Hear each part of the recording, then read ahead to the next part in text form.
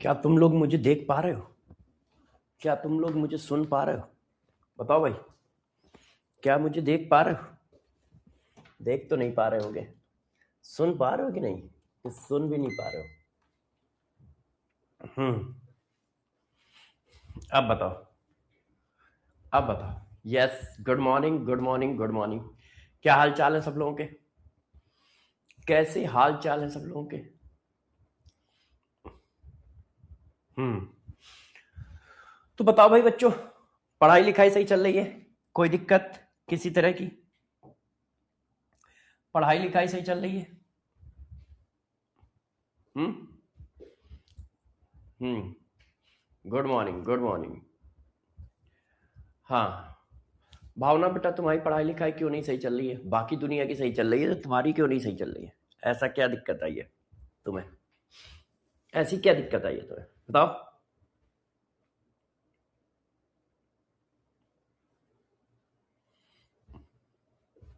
Good, good. हो रही है तो भाई ठीक है, अच्छी बात है। हम्म देखो, आप कभी कभी ट्रैक से फिसलोगे। ऐसा नहीं है कि ट्रैक हमेशा ट्रैक पे रहोगे। कभी कभी ट्रैक से फिसलोगे, बस आपको ये ध्यान रखना है, ट्रैक पे वापस बहुत जल्दी आना है।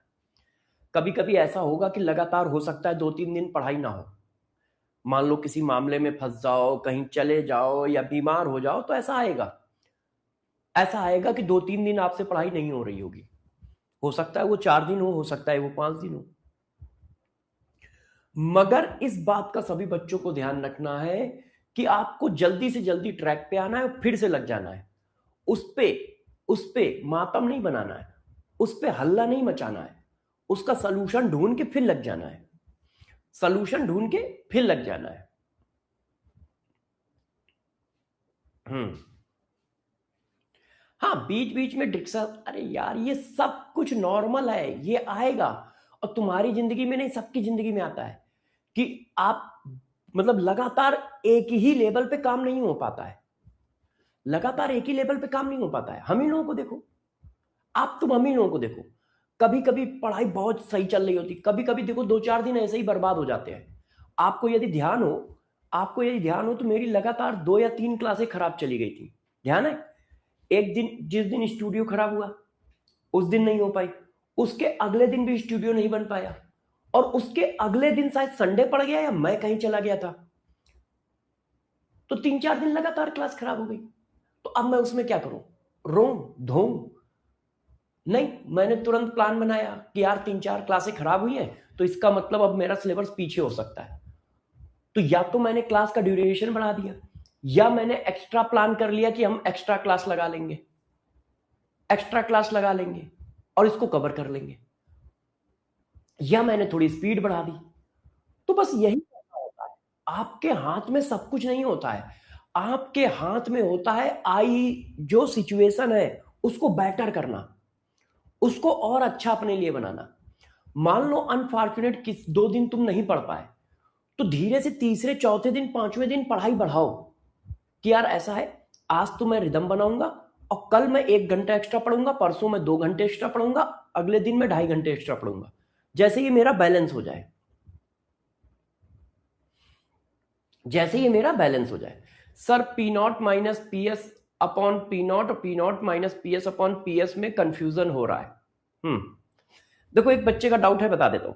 इसमें कोई कंफ्यूजन की बात नहीं है। जहां पर ये फार्मूला वैलिड है वहां पर ये फार्मूला वैलिड, बस तुम इतना ध्यान रखा करो। P not minus P S upon P naught equal to का ये होता है, और P not minus P S upon P S equal to N A upon N B होता है।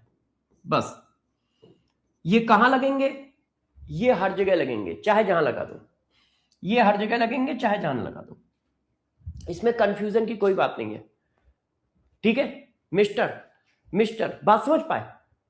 P not minus P S upon, यदि कोई question इससे आसानी से निकल रहा है तो इसको लगा दो, इससे आसानी से निकल रहा है तो इसको लगा दो। तो क्या कोई लिमिटेशन है दोनों फार्मूले में? कोई लिमिटेशन नहीं है। ये हर जगह पे लगेंगे, ये हर जगह पे लगेंगे, इनमें कोई लिमिटेशन नहीं है। No limitation, no limitation. बात समझ रहे हो? कोई लिमिटेशन नहीं है, आप हर जगह लगा सकते हो, आप हर जगह लगा सकते हो, कोई लिमिटेशन नहीं है। चलो अब आ जाओ, क्यूएसडी सीट करते हैं, फिर लेक्चर स्टार्ट करते हैं। कल मैंने केमिकल काइनेटिक्स स्टार्ट कर दिया था, और केमिकल काइनेटिक्स में इतनी बातें पढ़ाई थी लगभग, ये मैंने कल पढ़ाया था सीएसडी।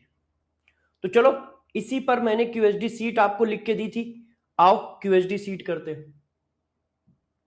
केमिकल काइनेटिक्स की क्यूएसडी सीट नंबर 1। अच्छा, कल मैंने लिक्विड सोल्यूशन की सारी सीटें टेलीग्राम पे डाल दी थी, कल मैंने लिक्विड सोल्यूशन की सारी सीटें टेलीग्राम पे डाल दी थी, मिल गई है ना सबको?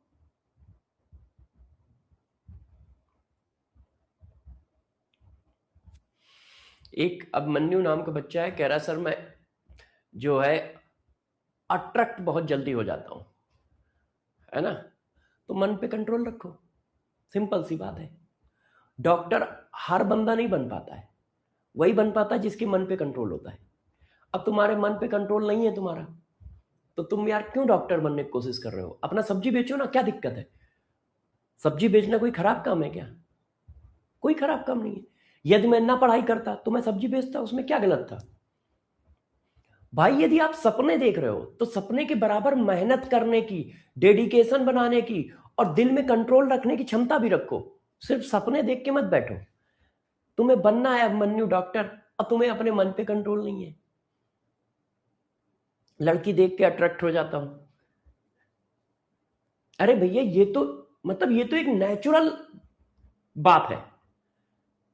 लड़के लड़की देख के अट्रैक्ट होंगे, लड़कियां लड़के देख के अट्रैक्ट होंगे। अब कोई गाय बैल देख के थोड़ी तुम अट्रैक्ट होगे, बताओ भाई। अननेचुरल तो तब होगा तो तुम ये लिख दो कि सर मैं गाय बैल देख के अट्रैक्ट हो जाता हूं, ये अननेचुरल है। मगर सबको अपने ऊपर संयम रखना होता है, सबको अपने ऊपर कंट्रोल रखना होता है, कंट्रोल रखना होता है। गर्ल्स को भी अपने ऊपर कंट्रोल रखना होता है, बॉयज को भी अपने ऊपर कंट्रोल रखना होता है कि इस समय हमारा एम ये है, इस समय हमारा एम डॉक्टर बनना है, डॉक्टर बनना है। कंट्रोल करिए अपने ऊपर, अपने मन को समझाइए। मन कभी भी अच्छा काम नहीं करता है, चेक कर लो।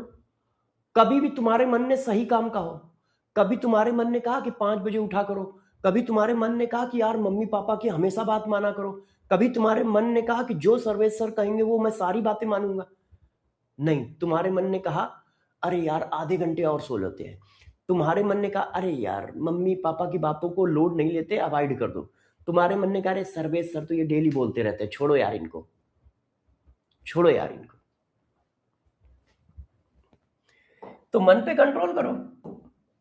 चलो, select correct representation of rate of reaction. अब देखो रेट ऑफ रिएक्शन कैसे लिखा जाता है, तो मैंने आपको बताया था कि रेट ऑफ रिएक्शन जो होता है वो individual rate divided by coefficient. Reactant के लिए माइनस लगाएंगे, प्रोडक्ट के लिए प्लस लगाएंगे। तो रेट ऑफ रिएक्शन की इक्वेशन ये आएगी। ऐसी इक्वेशन कहां लिखी है? ये लिखिए। ऐसी इक्वेशन कहां लिखी है? ये लिखिए। जब इसका क्रॉस मल्टीप्लिकेशन कर दोगे तो यही तो आ जाएगा। ये देखो, ऐसी इक्वेशन कहां लिखी है? ये लिखिए। अब पहले ये लिखो या पहले ये लिखो, बात तो एक ही है। इसका मतलब ऑल करेक्ट, इसका मतलब ऑल करेक्ट, है ना? All correct. अब आओ, rate of reaction expressed by, कोई रेट ऑफ रिएक्शन इस तरह से एक्सप्रेस्ड है। अब वो कह रहा है कि इनमें से रिएक्शन कौन सी है?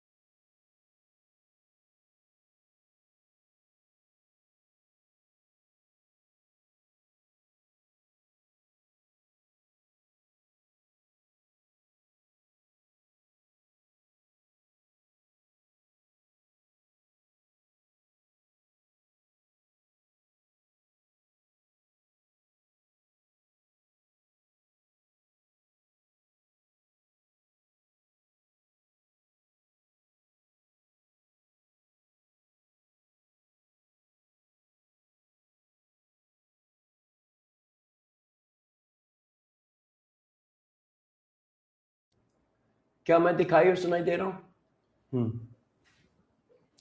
देखो बच्चों, कभी कभी कैंपस की पूरी बिल्डिंग की लाइट चली जाती है, तो जब भी ऐसा कुछ हो तो समझ लेना कि 1-2 मिनट बाद मैं वापस आ जाऊंगा, क्योंकि लाइट जाती है, बैकअप ऑन होता है, तो उसके बीच में मतलब 40 से 50 सेकंड का समय लगता है। 40 से 50 सेकंड लाइट आने में लगते हैं और 40 से 50 सेकंड वापस नेट आने में लगते हैं, तो टोटल जो है 2 मिनट के आसपास का समय हो जाता है, 2 से 3 मिनट, 4 मिनट। तो ऐसा कभी भी हो तो आप क्लास से बाहर मत जाओ, ठीक है? वो ऑटोमेटिक क्लास फिर से वापस ऑन हो जाएगी, है ना? क्योंकि लाइट जाती है, बिल्डिंग का बैकअप ऑन होता है, तो उसमें 30-40 सेकंड लगते हैं, फिर नेट को वापस ऑन होने में 1-1.5 मिनट लग जाता है, तो टोटल मिला के वो 3-4 मिनट का काम हो जाता है। तो अभी लाइट गई है, तो एक बार लाइट आएगी भी, और जब लाइट आएगी फिर यही होगा, क्योंकि लाइट आएगी वो बैकअप बंद करेगा, लाइट ऑन करेगा, है ना? तो यदि एक बार और भी ऐसा हो तो परेशान मत होइएगा। चलो अब करते हैं। अब देखो जरा बच्चों, क्वेश्चन क्या है? क्वेश्चन ये है कि रेट ऑफ रिएक्शन को ऐसे रिप्रेजेंट किया गया है। अब पूछा जा रहा है किस रिएक्शन का रेट ऑफ रिप्रेजेंटेशन ये है। तो किस रिएक्शन का रेट ऑफ रिप्रेजेंटेशन ये है, ये कैसे जानोगे? क्या मैंने तुम्हें पढ़ाया है कि माइनस किसके आगे आएगा? रिएक्टेंट के आगे। क्या मैंने तुम्हें पढ़ाया है प्लस किसके आगे आएगा? प्रोडक्ट के आगे। तो देखो, इसमें माइनस लगा है, इसमें माइनस लगा है, इसका मतलब बी और सी हमारे रिएक्टेंट है। प्लस किसमें लगा है? प्लस लगा है ए में और डी में, इसका मतलब ए और डी हमारे क्या है? प्रोडक्ट है। ए और डी क्या है? प्रोडक्ट। अब इनके कॉफिशिएंट क्या होंगे? आप कॉफिशिएंट से डिवाइड करते हो, तो इसका कॉफिशिएंट कितना है? 2। इसका कॉफिशिएंट कितना है? 3। इसका कॉफिशिएंट कितना है? 1। इसका कॉफिशिएंट कितना है? 3। ये रिएक्शन आएगी। ऐसा कहां दिया है जरा देखो, ये है। ऐसा कहां दिया है? ये है। बात समझ पाए? समझ पाए ना कैसे किया? यस। अब आगे बढ़ते हैं। Next, a plus 3b gives 5c.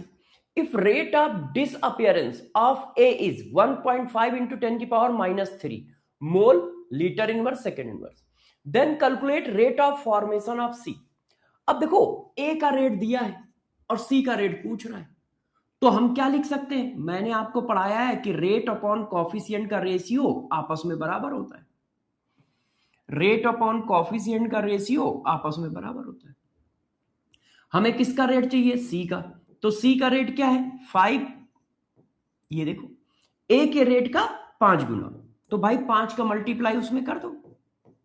तो जब तुम 5 का मल्टीप्लाई करोगे तो कितना आ जाएगा? 15 चौको 60, 75। 75 का मतलब 7.5 इंटू 10 रेस्ट की पावर 3। 7.5 इंटू 10 रेस्ट की पावर 3। अच्छा, साइन कैसा आएगा? ये क्या है? प्रोडक्ट। तो प्रोडक्ट का साइन कैसा होगा? पॉजिटिव। ये क्या है? प्रोडक्ट। तो प्रोडक्ट का साइन कैसा होगा? Positive. Clear? Yes yes yes yes yes. अब इस क्वेश्चन को देखो, 3a equal to b after 10 second the concentration of product form 2.8 mole per litre, calculate rate of disappearance of a। 10 second के बाद पाया गया कि b का कंसंट्रेशन 2.8 मोल पर लीटर है। तो देखो क्या रहा होगा, गौर से देखो, ये इक्वेशन रही होगी। हाँ, t इक्वल टू 0 पर ये कितना होगा? 0। ये कितना होगा? a not. जब t सेकेंड हो गए, मतलब 10 सेकेंड हो गए, तो 10 सेकेंड में ये कितना डिसोसिएट होगा? a not minus x. ये कितना फॉर्म होगा? x। ऐसे ही तो होगा। तो 10 सेकेंड बाद हमारे हिसाब से b कितना फॉर्म हो रहा है? x। इनके हिसाब से 10 सेकेंड बाद b कितना फॉर्म हो रहा है? ये देखो b की वैल्यू है। After 10 second the concentration of product B form 2.8 mole per litre. तो इसका मतलब X की वैल्यू दी है 2.8 मोल पर लीटर। हाँ, अब आपसे पूछा जा रहा है calculate the rate of disappearance of A। तो आप B का रेट निकाल लो। हम A का रेट कैसे निकालें? हमें A की कोई इंफॉर्मेशन नहीं दी है, मगर B की इंफॉर्मेशन दी है, तो B का रेट निकालो। अब बी का रेट कैसे निकलेगा? Change in concentration, C final C initial, T final T initial, change in concentration upon time taken. तो कंसंट्रेशन में कितना चेंज आया? एक्स और 0, तो 2.8 माइनस 0, और समय कितना लगा? 10 सेकेंड। यहां से यहां तक जाने में समय कितना लगा? 10 सेकेंड। 10 माइनस 0 लिख लो या 10 सेकेंड लिख लो। तो रेट की वैल्यू कितनी आ गई? 0.28 मोल लीटर इनवर्स सेकेंड इनवर्स। तो हमें बी का रेट मिल गया। बी का रेट क्यों मिला? क्योंकि बी की वैल्यू गिवन थी। आपको कंसंट्रेशन बी का दिया है तो रेट भी बी का निकलेगा, मगर क्वेश्चन में ए का रेट पूछ रहा है। तो ए और बी के रेट में क्या रिलेशन है? Rate of A divided by 3, rate of B divided by 1। तो rate of A equal to 3 into rate of B. अब रेट ऑफ बी कितना है? ये। अब इसका मल्टीप्लाई करो तो कितना आएगा? 30 दूना 90 है ना, 30 या 90, 90 में 6 कम कर दो, ये आ गया, ये आंसर आ गया, ये आंसर आ गया। क्लियर सबको?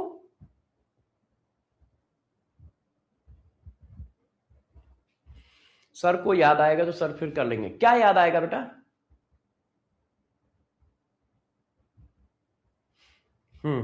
Chat private. अच्छा, चैट प्राइवेट, हाँ चैट अभी सरकारी चल रही है, प्राइवेट करो भैया। नहीं तो अभी जो है ना, अभी वैसे ही अभिमन्यु का जो है ना दिल पे कंट्रोल नहीं था, अभिमन्यु का दिल पे कंट्रोल नहीं था, यहाँ पढ़ाई चल रही है, वो अपना इलू टीलू में लग जाएंगे, वो अपना इलू टीलू में लग जाएंगे, है ना। वैसे भी अभिमन्यु को दिल पे कंट्रोल नहीं है। ये आवारा भंवरे जो है ना, इनसे बड़े परेशान है, इनका किसी चीज पे कंट्रोल ही नहीं है। अरे मक्कार लड़के। आ भाई सर 3 टाइम नहीं होगा सर जी। अरे भैया कौन है ये, एक बार देखने दो। अच्छा बेटा, कब से मार नहीं खाए हो? कब से मार नहीं खाया? इसमें 3 का मल्टीप्लाई करो, 8 त्रिक 24, 3 दूनी 6, 6 8, सही तो है, इतना ही तो आ रहा है, इतना ही तो आ रहा है। चलो आगे बढ़ते हैं। अब देखो बच्चों, ये क्वेश्चन बहुत अच्छा क्वेश्चन है, समझो इसको। मैंने क्या किया, इसमें मैथ लगा दिए। 2a equal to B, select correct representation of rate relation, select correct representation of rate relation. अब देखो रेट का रिलेशन इनमें से कौन सा सही है? तो हमारी रेट इक्वेशन क्या बनेगी? ये बनेगी, ये देखो। या तो हम यहां पे ln ले सकते हैं, यदि यहां पे ln ले लोगे तो आंसर ये आएगा, दोनों साइड में ln ले लिया तो आंसर ये आएगा।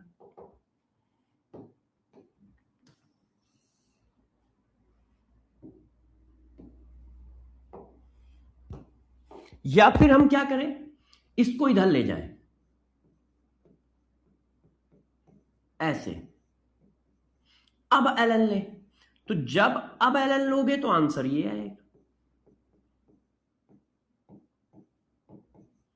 अब देखो ln x डॉट y, तो ln mn, तो इसका आंसर क्या आ जाएगा? ये ऐसे आ जाएगा, ये देखो। अब देख लो दोनों में आंसर कौन है। या तो उन्होंने यहां पे ln दोनों साइड लिया है, लॉग दोनों साइड लिया है, या उन्होंने यहां पर लॉग दोनों साइड लिया है। तो देखो कब लिया है, इस तरह का तो कोई आंसर है नहीं, गलत। इस तरह का कोई आंसर नहीं है, गलत। ये इज द करेक्ट आंसर, ये गलत है। बात समझ पाए? हाँ, एक बच्चा कह रहा है अरे यार ये इसकी आवाज है।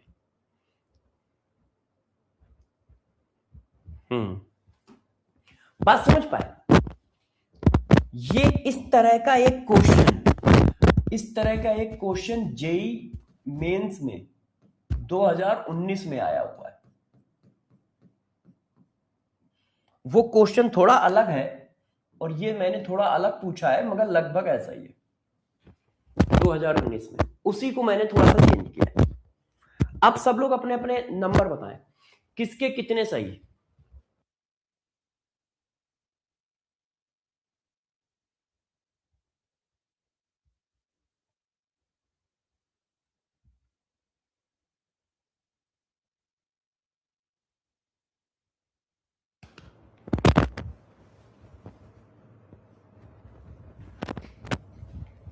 Yes, very good. 4 4 5 5 4 5 4 5। यस, ये देखो।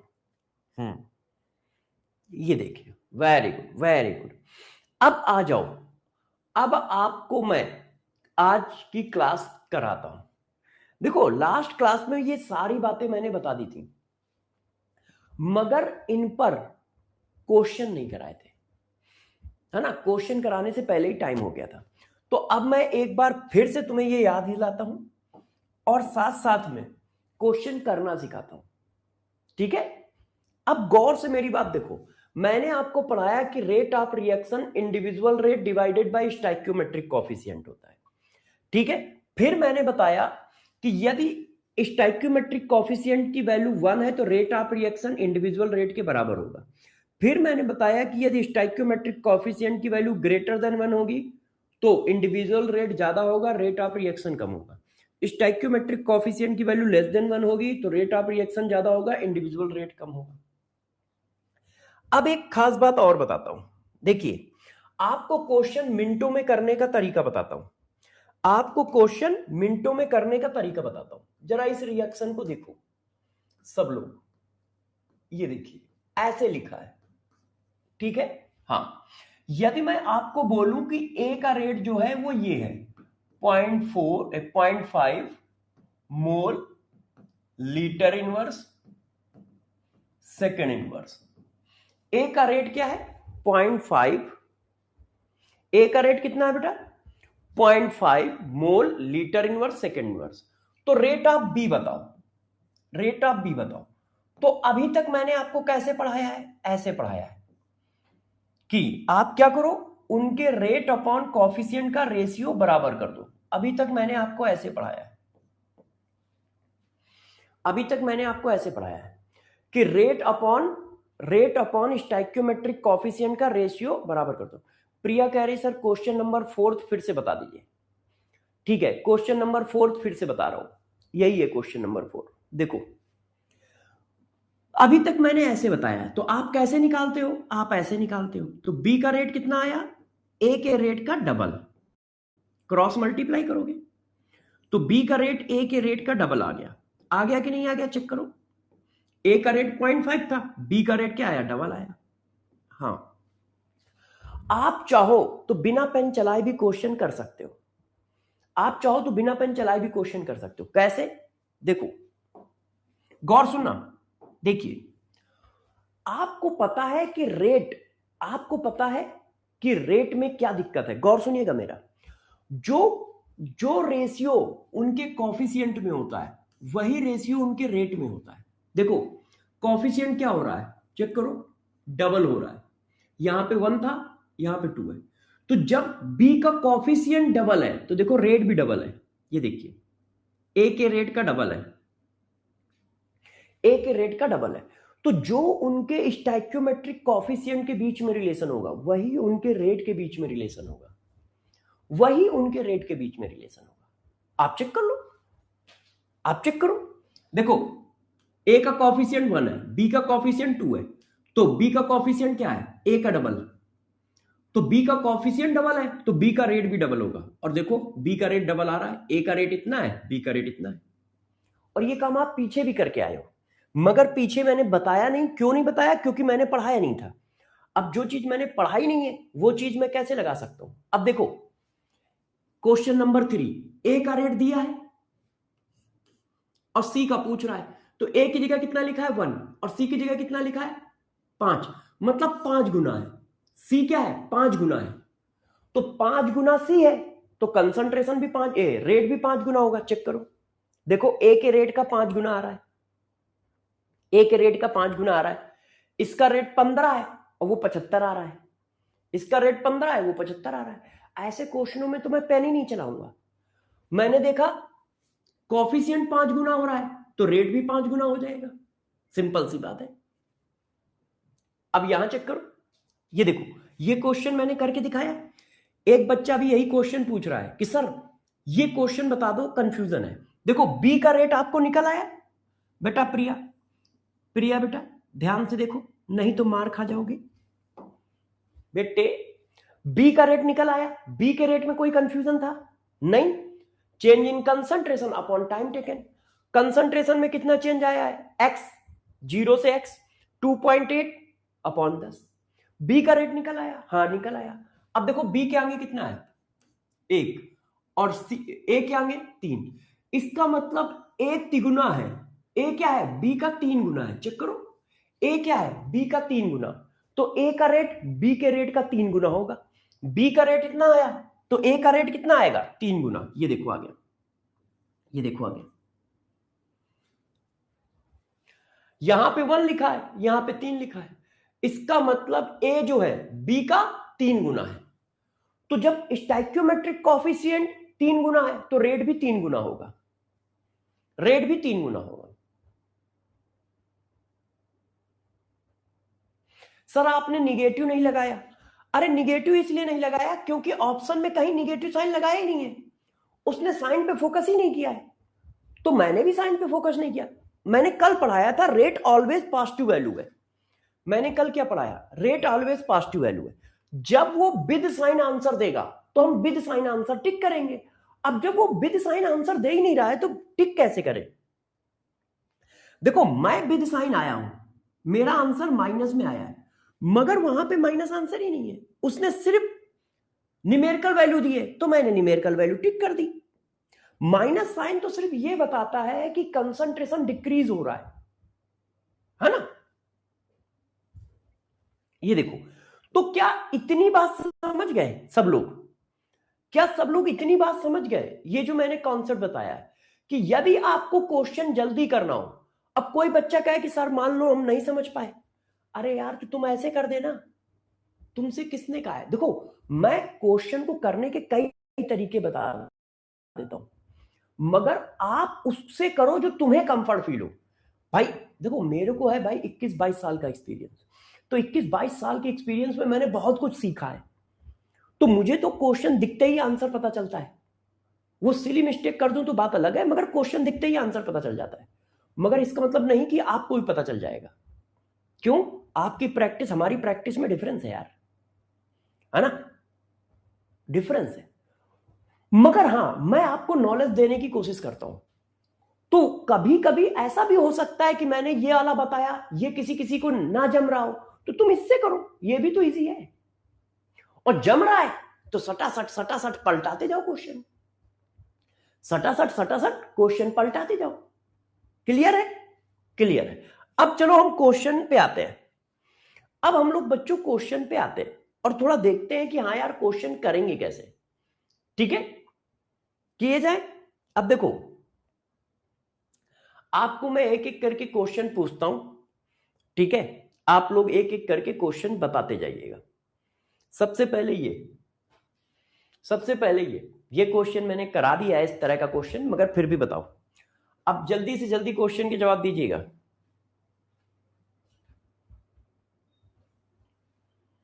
सर कल भी आपने मेरा क्वेश्चन सॉल्व नहीं किया था। प्रिंस तुम्हारा क्या क्वेश्चन था, प्रिंस बेटा तुम्हारा क्या क्वेश्चन था।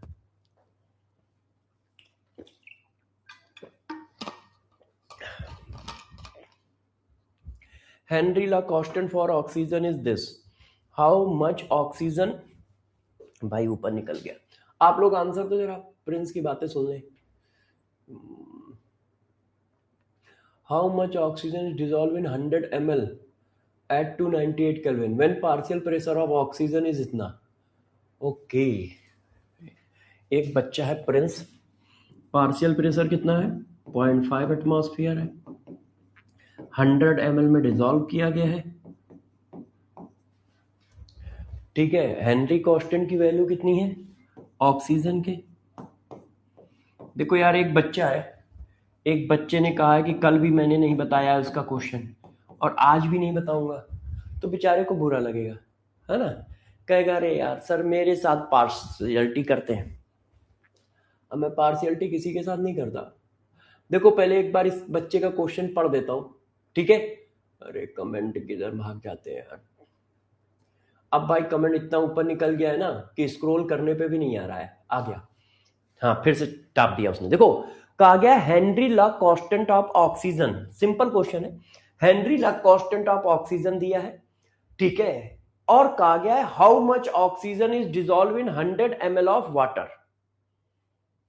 और partial pressure of oxygen is 0.5 atmosphere. देखो क्वेश्चन क्या है कि 100 ml वाटर में, 100 ml वाटर में, वैसे मैं इस तरह से बीच में क्वेश्चन बताता नहीं हूं, ठीक है, बीच में क्वेश्चन बताता नहीं हूं कि चैप्टर कोई चल रहा हो किसी दूसरे चैप्टर का क्वेश्चन बता दूं, मगर पता नहीं क्यों मन कर गया है तो बता दे रहा हूं, है ना, क्योंकि ये बच्चा रेगुलर रहता है क्लास में, और बच्चा रेगुलर रहता है तो उसका कुछ तो रहता ही है यार कि बच्चा रेगुलर है, डाउट पूछ रहा है तो भूल जाऊंगा तो बता दूं। देखो 100 ml वाटर है, अब 100 ml वाटर में कहा गया है कितनी ऑक्सीजन डिसॉल्व होगी, ये ऑक्सीजन है, 100 ml वाटर में कितनी ऑक्सीजन डिसॉल्व है ये बताओ, और ऑक्सीजन का प्रेशर दिया हुआ है 0.5।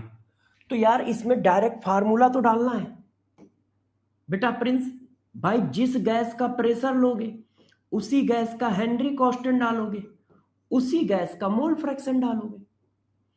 अब प्रेशर गैस का कितना है 0.5, हेनरी कांस्टेंट कितना है 1.4 इंटू 10⁻³ अब मोल फ्रैक्शन क्या होगा, mole of oxygen, mole of oxygen plus mole of water. अब इसको इधर ले आओ, तो जब इसको इधर ले आए तो देखो मोल ऑफ ऑक्सीजन, अब मोल ऑफ ऑक्सीजन, अब मैं चाहूं तो यहां अप्रोक्सीमेशन ले सकता हूं, आप चाहो तो यहां अप्रोक्सीमेशन ले सकते हो। अभी कैसे पता चलेगा, अभी देखो बताता हूं, ये नहीं यार, कैलकुलेटर चाहिए, कैलकुलेटर चाहिए भाई। अब देखो इसको डिवाइड करो, 0.5 डिवाइडेड बाई 1.5, अब ये 10⁻³ ऊपर जाएगा तो ये आ गया 35 ये देखो ये वैल्यू आ रही है 35.7। तो देखो ऑक्सीजन गैस का मोल फ्रैक्शन 35.7 आ रहा है, ये देखिए, तो ये तो आंसर ही गलत आ रहा है, किसी का मोल फ्रैक्शन ग्रेटर देन 1 हो ही नहीं सकता है, किसी का मोल फ्रैक्शन ग्रेटर देन 1 नहीं हो सकता है बेटा, कहीं पे डाटा मिसिंग है, कोई डाटा गलत है। Henry law constant of oxygen 1.4 10 मोल, हाँ आपने डिवाइड गलत किया है, अच्छा अरे भैया पगलैट, डिवाइड थोड़ी गलत किया है, एक से बड़ी वैल्यू आ रही है, यहां पे प्लस होगा बेटा, यहां पे प्लस होगा, यहां पे प्लस होगा बेटा, ठीक है, यहां पे प्लस होगा। हेनरी ला कांस्टेंट की वैल्यू, आप यूनिट बताना, हेनरी ला कांस्टेंट की यूनिट क्या है, हेनरी ला कांस्टेंट की यूनिट बताना जरा एक बार, हेनरी ला कांस्टेंट की यूनिट बताना, क्या लिखी है, मोल लीटर इनवर्स एटमॉस्फेयर इनवर्स। अच्छा देखो इसकी यूनिट इन्होंने जो दी है ना, मोल लीटर इनवर्स एटमॉस्फेयर इनवर्स, ये देखो, इसीलिए आंसर नहीं मिल रहा, इसीलिए गलत आ रहा है, बताता हूं क्यों। अब ये क्वेश्चन छिड़ गया है तो बता ही देता हूं यार बच्चों, है ना, ये क्वेश्चन छिड़ गया है तो बता ही देता हूं। ये क्वेश्चन छिड़ गया तो बता देता हूं। देखो मैं क्वेश्चन का आंसर तो निकाल देता हूं, मगर इस तरह से क्वेश्चन नहीं किए जाते, इस तरह से क्वेश्चन नहीं किए जाते। मैं आंसर निकाल देता हूं, समझा भी देता हूं कैसे। देखिए आपको मैंने पढ़ाया था कि गैस का प्रेशर और मोल फ्रैक्शन एक दूसरे के डायरेक्टली प्रोपोर्शनल होते हैं। प्रोपोर्शनल का साइन हटाया तो हेनरी कांस्टेंट आ गया, ऐसे हेनरी कांस्टेंट आ गया ऐसे। अब यहां पर हेनरी कांस्टेंट की यूनिट निकालो, तो जब आप यूनिट निकालोगे तो हेनरी कांस्टेंट की यूनिट क्या आएगी? देखो ये प्रेशर है तो एटमॉस्फेयर, और ये इसके नीचे जाएगा मोल फ्रैक्शन, मोल फ्रैक्शन इसके नीचे जाएगा, तो मोल फ्रैक्शन की तो कोई यूनिट ही नहीं होती है, मोल फ्रैक्शन की कोई यूनिट नहीं होती है, तो के की यूनिट आनी चाहिए एटमॉस्फेयर, है ना। के की यूनिट क्या आनी चाहिए? एटमॉस्फेयर, ये यूनिट आनी चाहिए। जो प्रेशर की यूनिट आनी चाहिए वही के की यूनिट आनी चाहिए, मगर इस क्वेश्चन में देखो क्या लिखा है, मोल लीटर इनवर्स और एटमॉस्फेयर इनवर्स है। एक्चुअल में इस तरह के क्वेश्चन बीएससी और एमएससी में आते हैं, मतलब रेगुलर पढ़ाई में आते हैं, आईआईटी जेईई में नहीं आते हैं इस तरह के क्वेश्चन, मगर मैं बता देता हूं कैसे होगा, है ना। बात समझ में आई? पहले ये बात समझ में आई कि हम लोगों ने जो फार्मूला किया है कि pressure of gas equal to Henry constant into mole fraction, तो मोल फ्रैक्शन की तो कोई यूनिट होती नहीं है, तो हेनरी कांस्टेंट की वही यूनिट आएगी जो प्रेशर की यूनिट आएगी, और प्रेशर की यूनिट क्या है? एटमॉस्फेयर, तो हेनरी कांस्टेंट की यूनिट एटमॉस्फेयर आनी चाहिए, मगर यहां देखो क्या लिखी है, मोल लीटर इनवर्स एटमॉस्फेयर इनवर्स। तो अब ये क्वेश्चन होगा कैसे, अब बताता हूं। देखो होता क्या है, हेनरी लॉ कह रहा है कि भाई, हेनरी लॉ क्या कह रहा है कि जितना ज्यादा प्रेशर लगाओगे उतनी ज्यादा गैस डिसॉल्व होगी। तो कभी कभी किसी किसी बुक में इस तरह से कर देते हैं कि pressure of gas dissolve concentration के डायरेक्टली प्रोपोर्शनल है। भाई मोल फ्रैक्शन भी एक कंसंट्रेशन है और मोलरिटी भी एक कंसंट्रेशन है, तो वो क्या करते हैं, मोल फ्रैक्शन न लेके मोलरिटी ले लेते हैं, मोल फ्रैक्शन न लेके मोलरिटी ले लेते हैं, ऐसे कि जितना ज्यादा प्रेशर डालोगे उतनी ज्यादा गैस की मोलरिटी आएगी सॉल्यूशन में। तो बात तो सही है भाई, मोल फ्रैक्शन ज्यादा होगा तो मोलरिटी भी ज्यादा आएगी, ठीक है। अब इस चीज को मान लो ऐसे लिख लिया जाए, ध्यान देना अब आप लोग ध्यान देना, यहां पर भी उन्होंने रहता फैलाया है, इस चीज को फिर वो ऐसे लिख रहे हैं, ऐसे प्रेशर डायरेक्टली प्रोपोर्शनल है कंसंट्रेशन के, तो कंसंट्रेशन डायरेक्टली प्रोपोर्शनल है प्रेशर के। अब यहां पर वो क्या करते हैं, प्रोपोर्शनल का साइन हटाते हैं, हेनरी कांस्टेंट ले आते हैं, ये ऐसे। अब हेनरी कांस्टेंट की यूनिट निकालो, यूनिट ऑफ के एच, तो यूनिट ऑफ के एच क्या आई? ये। अब ये क्या है? Mole upon litre divided by atmosphere, तो यूनिट ऑफ के एच क्या आ गई?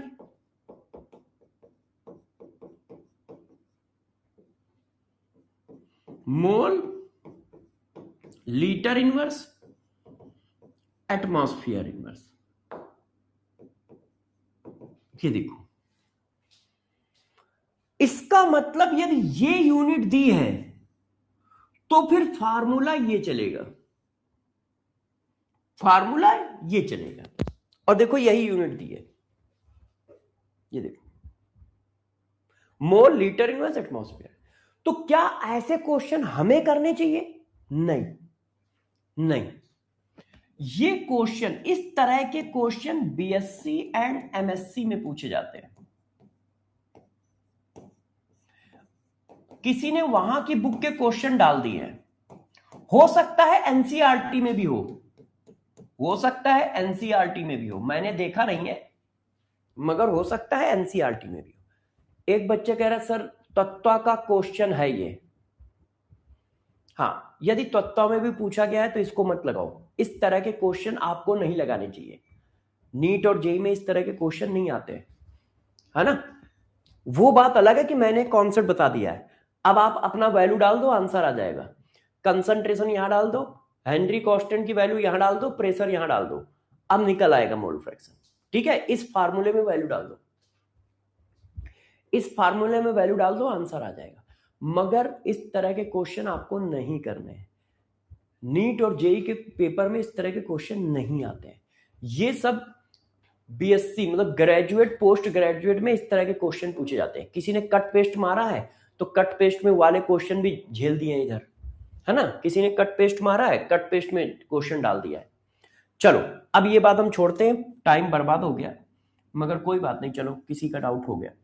अब आगे आ जाओ, अब डिस्टर्ब मत करना। अब मैंने कहा ये क्वेश्चन है, तो देखो ये माइनस है, ये माइनस है, तो ये तो रिएक्टेंट हो गया। क्यों, माइनस वाला कौन होता है, रिएक्टेंट। तो बी रिएक्टेंट है, डी रिएक्टेंट है। ये प्लस है तो ये प्रोडक्ट हो गया, ये प्लस है, ये प्रोडक्ट हो गया। अब इनके कॉफिशिएंट सी के नीचे कितने से डिवाइड है, 2 से डिवाइड है। डी के नीचे कितने से डिवाइड है, 3 से डिवाइड है। ए के नीचे कितने डिवाइड है, 4 से। बी के नीचे 1 से। तो ये chemical reaction I, B plus 3D gives 2C plus 4A। Clear है, कर लोगे क्वेश्चन। बच्चों ने कहा सर हाँ क्वेश्चन कर लेंगे, कोई दिक्कत की बात नहीं है। तो मैंने कहा अब ये क्वेश्चन करो।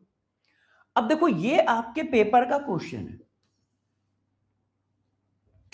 अब क्वेश्चन में क्या कहा जा रहा है, for the reaction N2O5 gives 2NO2 plus half O2, the value of rate of disappearance of N2O5 is given 6.25 into 10 raised की power -3 mole litre inverse second inverse. अच्छा, the rate of formation of NO2 and O2 is given respectively. इसका rate दिया है, इसका और इसका rate पूछ रहा है। इसका रेट दिया है, इसका और इसका रेट पूछ रहा है। तो मैंने तुम्हें 2 तरीके बताए हैं, आप जो मन है वो कर लो। एक तरीका तो सिंपल सा है, यहां कितना लिखा है 1 और यहां कितना लिखा है 2, रिएक्शन बैलेंस होनी चाहिए। रिएक्शन बैलेंस है, नाइट्रोजन 2 नाइट्रोजन 2, ऑक्सीजन 5, 3 दूनी 4 और 1 5, बैलेंस है। तो देखो यहां से दुगना हो रहा है, यहां पे 1 है, यहां पे 2 है। तो इसका मतलब NO2 का रेट जो आएगा इसका डबल आएगा। NO2 का रेट इसका डबल आएगा। अब देखो इसका डबल कहां लिखा है,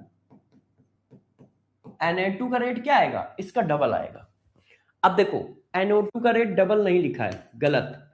NO2 का रेट डबल नहीं लिखा है, गलत। ये डबल लिखा है, 625 का डबल 1250, 625 का डबल 1250 और पॉइंट आगे कर दिया तो यहां पावर कम हो गई। 625 का डबल 1250। अब ये यहां पे 1 लिखा है, यहां पे आधा लिखा है, मतलब कॉफिशिएंट आधा हो रहा है तो रेट भी आधा हो जाएगा। कॉफिशिएंट आधा हो रहा है तो रेट भी आधा हो जाएगा। मतलब बिना पेन चलाए क्वेश्चन करना है तो आप वो कॉन्सेप्ट ध्यान रखो। ये देखो मतलब 3.625 का आधा, 625 का आधा 1300, 625 के आधा 312.5, 625 का आधा 312.5, नहीं ये भी गलत हो गया। 625 का आधा 312.5, ये सही है, ये सही है। अब मान लो किसी बच्चे को ये बात नहीं समझ में आई जो स्टाइक्योमेट्रिक कॉफिशिएंट वाली बताई थी, तो आप अपना रूल लगा लो, N2O5 divided by 1, NO2 divided by 2। तो NO2 का रेट कितना हो गया, यार ये छोड़ क्यों रहा है, ये देखो ये आ गया। अब वैल्यू डाल दो, देखो वही चीज आ गई कि नहीं, वही चीज आ गई कि नहीं, मोल लीटर इनवर्स सेकेंड इनवर्स है। इसी तरह से O2 के लिए कर लो, इसी तरह से O2 के लिए कर लो। अब ये क्वेश्चन देखो, इसको करो, इसको करो। In the reaction BrO3 negative 5Br negative plus 6H positive give 3Br2 plus 3 water. If the rate of appearance of Br2 is related to the rate of disappearance of bromide ion, वो कह रहा है इसके और इसके बीच में rate का relation बताओ, इसके और इसके बीच में रेट का रिलेशन बताओ। तो भाई क्या होगा, इसका रेट कैसा होगा, निगेटिव, और इसका रेट कैसा होगा, पॉजिटिव, और रिलेशन क्या होगा, ये रिलेशन होगा। अब देखो ऐसा कहां आ रहा है, ऐसा कहां आ रहा है। मान लो Br2 के रिस्पेक्ट में रेट निकालें तो Br2 के रिस्पेक्ट में रेट क्या आ रहा है, ये आ रहा है, ये देखो, इसको इधर ले गए तो Br2 इक्वल टू -3/5, ये सही है, ये सही है, देखो यही आ रहा है। Br2 इक्वल टू, ये गलत है, 5/3 नहीं होगा, 3/5 होगा, और साथ में माइनस साइन होगा। यहां पर देखो इन्होंने माइनस साइन ये दे रखा है, ये सब कुछ सही है, मगर ये 5/3 लिखा है, 3/5 होगा, और ये प्लस लिखा है। इसमें डिफरेंस देखो, ये माइनस है, ये प्लस है। यदि प्लस माइनस साइन ना लगाता तो फिर मैं यही टिक कर देता, मगर वो प्लस माइनस साइन लगा रहा है तो उसके हिसाब से टिक करना है। ये देखिए, और ये मैं सारे PYQ करा रहा हूं, देख लो। अब इसको करो, for the reaction N2 plus 3H2 gives 2 ammonia. Rate of ammonia इतना है, रेट ऑफ अमोनिया इतना है, रेट ऑफ हाइड्रोजन पूछ रहा है, रेट ऑफ अमोनिया इतना है, रेट ऑफ हाइड्रोजन पूछ रहा है, बताओ कैसे करोगे। अब भाई देखो, कॉफिशिएंट से निकालना तो थोड़ा टफ हो रहा है, वैसे तो मैं निकाल दूंगा, मगर निकालना टफ हो रहा है तो वैसे कर लो। यहां पे 2 है और यहां पे 3 है, तो अब उस तरह का इजी रिलेशन नहीं है कि डबल हो रहा हो, आधा हो रहा हो, है ना, इस तरह का रिलेशन कहां है, डबल हो रहा हो, आधा हो रहा हो, इस तरह का रिलेशन है नहीं। और जब इस तरह का रिलेशन नहीं है तो बच्चे को रिलेशन निकालने में दिक्कत आ सकती है, और चाहे तो वो निकाल सकता है। देखो मैं बता देता हूं, ये 2 है और ये 3 है, 2 और 3 के बीच में क्या रिलेशन होता है, ये 1.5 गुना है। 1.5 गुना का मतलब 1.5 टाइम्स, देखो 2 का 1.5 टाइम्स 3 होता है, ये देखो 1.5 टाइम्स का मतलब 2/3, ये देखो। तो इसका ये कितना है, हाइड्रोजन का रेट क्या होगा, 1.5 टाइम्स ऑफ अमोनिया का रेट।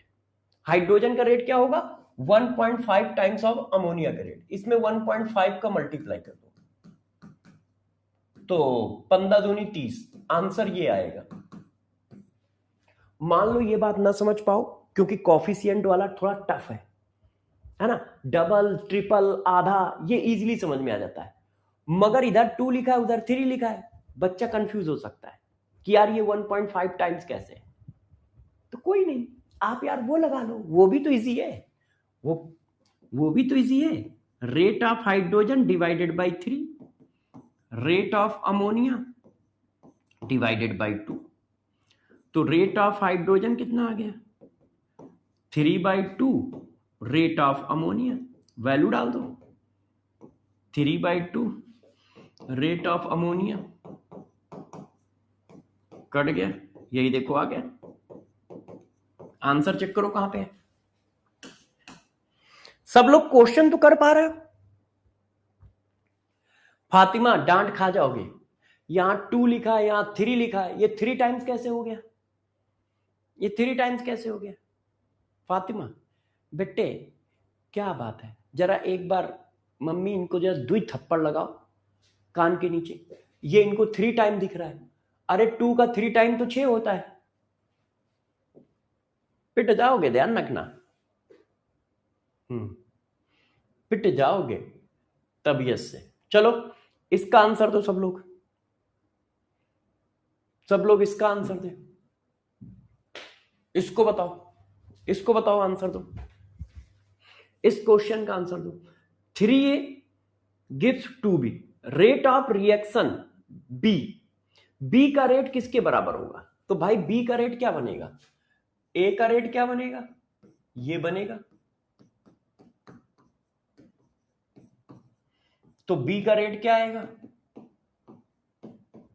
ऐसा देखो कहीं आंसर है, ये 3/2 लिखा है, 2/3 होगा,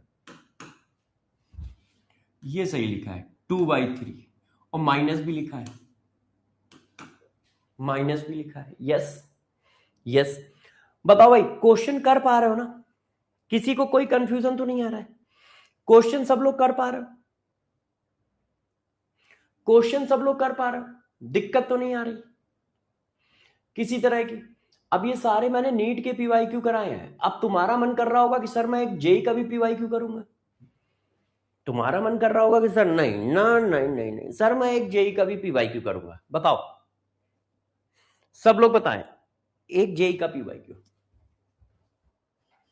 इसमें कहीं पर एक गड़बड़ भी है शायद, जहां तक मुझे याद है कुछ लोचा है। हाँ, कहीं पर ए 2 बार लिख गया, ये बी है, ये बी है। हाँ बताओ भाई, आंसर दो। अब देखो, वो कह रहा है कि इसमें कौन सा रिलेशन सही है। अब उसने क्या किया है, इक्वेशन थोड़ी टफ दे दी है, मगर काम वही है। A divided by 2, B divided by 3, minus के साथ C divided by 3/2, P divided by 3। अब उसने आंसर ए बी और सी में दिए हैं, और दूसरी बात माइनस साइन कहीं नहीं लगाया है। तो इसका मतलब आपको माइनस नहीं देखना है और पी को इंक्लूड नहीं करना है, सिर्फ ए बी सी में।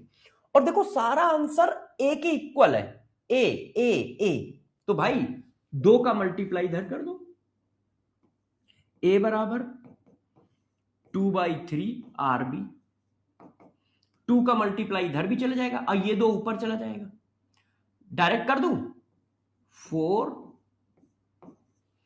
अरे ये 2 ऊपर गया तो 2 हो गया, और इधर से ये ऊपर गया तो 4 हो गया। तो ये रिलेशन आ रहा है, देखो कहां है, ऐसा कहां है? सी इज द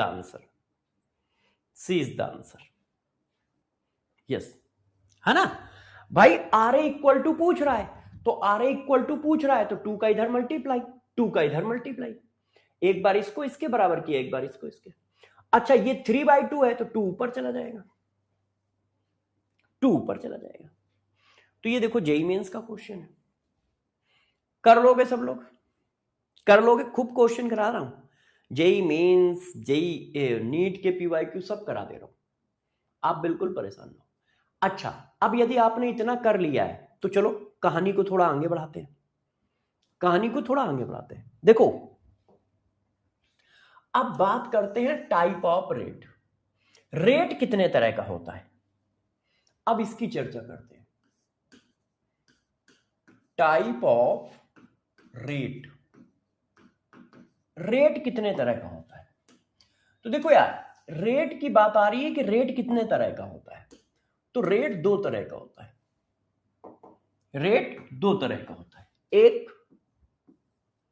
एक होता है इंस्टेंटेनियस रेट,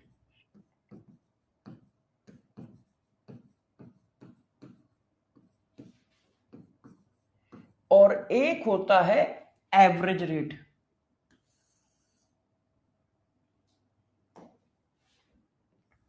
अब बात है इंस्टेंटेनियस रेट और एवरेज रेट में क्या डिफरेंस है? एवरेज रेट,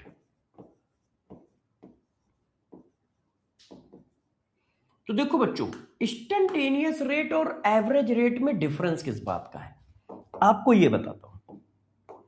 डिफरेंस किसी बात का नहीं है सर, साइन नहीं समझ में आया। साइन कहां पर? देखो यार, रिएक्टेंट के आगे माइनस लगाना है, प्रोडक्ट के आगे प्लस लगाना है। जब वो साइन के फॉर्म में ऑप्शन दे तो साइन लगाओ, जब वो साइन के फॉर्म में ऑप्शन ना दे तो साइन मत लगाओ। अब जैसे यहां इस क्वेश्चन में देखो, जेई वाले क्वेश्चन में उसने साइन के फॉर्म में ऑप्शन दिए ही नहीं, सब में प्लस प्लस लगाए, आंसर तो इन्हीं में से एक होगा ना। अब इसने साइन लगाया ही नहीं है तो हमने भी साइन नहीं लगाया, सारे साइन हटा दिए। अब यहां पर उसने साइन लगाकर आंसर दिया है, ये देखो, माइनस प्लस माइनस प्लस, तो उसने साइन के साथ आंसर दिए हैं तो हमने भी साइन के साथ आंसर टिक किया है देख के। तो हमें उसके हिसाब से चलना है। क्लियर? अच्छा, अब देखो इंस्टेंटेनियस रेट और एवरेज रेट क्या होता है, बिल्कुल सिंपल है। देखो, बहुत छोटे टाइम ड्यूरेशन में रेट को मेजर किया तो इंस्टेंटेनियस, और बड़े टाइम ड्यूरेशन में रेट को मेजर किया तो एवरेज। फॉर एग्जांपल आप अपने घर से अपनी स्कूटी लेके निकले, आप अपने घर से स्कूटी लेके निकले, ठीक है, और ईलू टीलू का घर 5 किलोमीटर दूर है। ईलू टीलू का घर कहां है? 5 किलोमीटर दूर है। तो ईलू टीलू जो है घर से स्कूटी लेके निकला ईलू के घर के लिए, और ईलू का घर 5 किलोमीटर है। तो आप वहां पहुंचे, उसमें आपको लगे 10 मिनट, उसमें कितना लगा? 10 मिनट। एवरेज स्पीड आई 20 किलोमीटर पर घंटा, एवरेज स्पीड। क्यों? अब यहां से वहां तक गए होगे तो कहीं कहीं स्पीड जीरो भी तो रही होगी। क्यों? सामने रेड लाइट आ गई तो तुम्हारी स्कूटी रुक गई, फिर रेड लाइट ग्रीन लाइट हो गई, तुम्हारी स्कूटी फिर भागी sir sir sir sir sir sir sir, sir है, और फिर रेड लाइट आ गई, फिर स्कूटी रुक गई। अब स्कूटी रुक गई तो स्पीड तो जीरो हो गई। तो ये एवरेज स्पीड है कि भाई आप, टीलू अपने घर से ईलू के घर तक जाता है, 5 किलोमीटर के डिस्टेंस है और 10 मिनट में पहुंच रहा है। तो 5 डिवाइडेड बाय 10 मिनट, ये हमारी एवरेज स्पीड है। अब गौर सुनो, इंस्टेंटेनियस क्या होता है? हमें जाना 5 है, मगर हमने क्या कहा? 10 मीटर जाने में 2 सेकंड लगते हैं। अब देखो, तुमने सिर्फ 2 सेकंड की डिस्टेंस को मेजर किया, 10 मीटर जाने में 2 सेकंड लगते हैं, तो ये इंस्टेंटेनियस रेट है। 10 मीटर डिवाइडेड बाय 2 सेकंड। बहुत छोटे टाइम ड्यूरेशन में रेट को मेजर किया जाता है तो उसको इंस्टेंटेनियस बोला जाता है। बड़े टाइम ड्यूरेशन में जब रेट को मेजर किया जाता है तो उसको एवरेज बोला जाता है। बस इतना सा डिफरेंस है, मतलब करना वही है, अलग नहीं करना है। तो देखो, rate measure in very very small interval of time, interval of time. यदि बहुत छोटे टाइम ड्यूरेशन में आपने रेट को मेजर किया तो इंस्टेंटेनियस है। फॉर एग्जांपल, आपने डीटी सेकंड में, देखो डीटी सेकंड में, सॉरी डीटी सेकंड में डीसी कंसंट्रेशन का चेंज आया तो 1 सेकंड में कितना चेंज आएगा? तो देखो, change in concentration divided by time taken, change in concentration divided by time taken, formula वही है, फार्मूला वही है। तो ये देखो रेट आ गया। तो इंस्टेंटेनियस रेट को हम किससे रिप्रेजेंट करते हैं? इंस्टेंटेनियस रेट को रिप्रेजेंट करते हैं डीसी अपॉन डीटी से। फार्मूला वही है, change in concentration upon time taken, मगर ये बहुत छोटा है जिसकी वजह से इसको कहा जाता है स्लोप ऑफ कर्व। इसको क्या कहते हैं? स्लोप ऑफ कर्व, मतलब टेंजेंट। क्योंकि ये बहुत छोटी वैल्यू है इसलिए टेंजेंट बोल दी जाती है। ये पॉइंट बन के आता है ग्राफ में, ग्राफ में एक पॉइंट की तरह होगा। क्यों? बहुत छोटी डिस्टेंस, बहुत छोटा टाइम इंटरवल। तो जब बहुत छोटे टाइम इंटरवल में रेट को मेजर कर देते हैं तो इंस्टेंटेनियस हो जाता है, और बड़े टाइम इंटरवल में रेट को मेजर कर देते हैं तो एवरेज हो जाता है। Rate measure in large interval of time, large interval of time,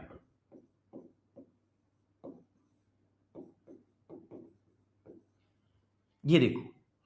तो उसको हम एवरेज रेट कहते हैं। हम लोग अभी तक एवरेज रेट पढ़ के आ रहे हैं। वो क्या है? Change in concentration upon time taken. Change in concentration upon time taken, और अभी भी वही है।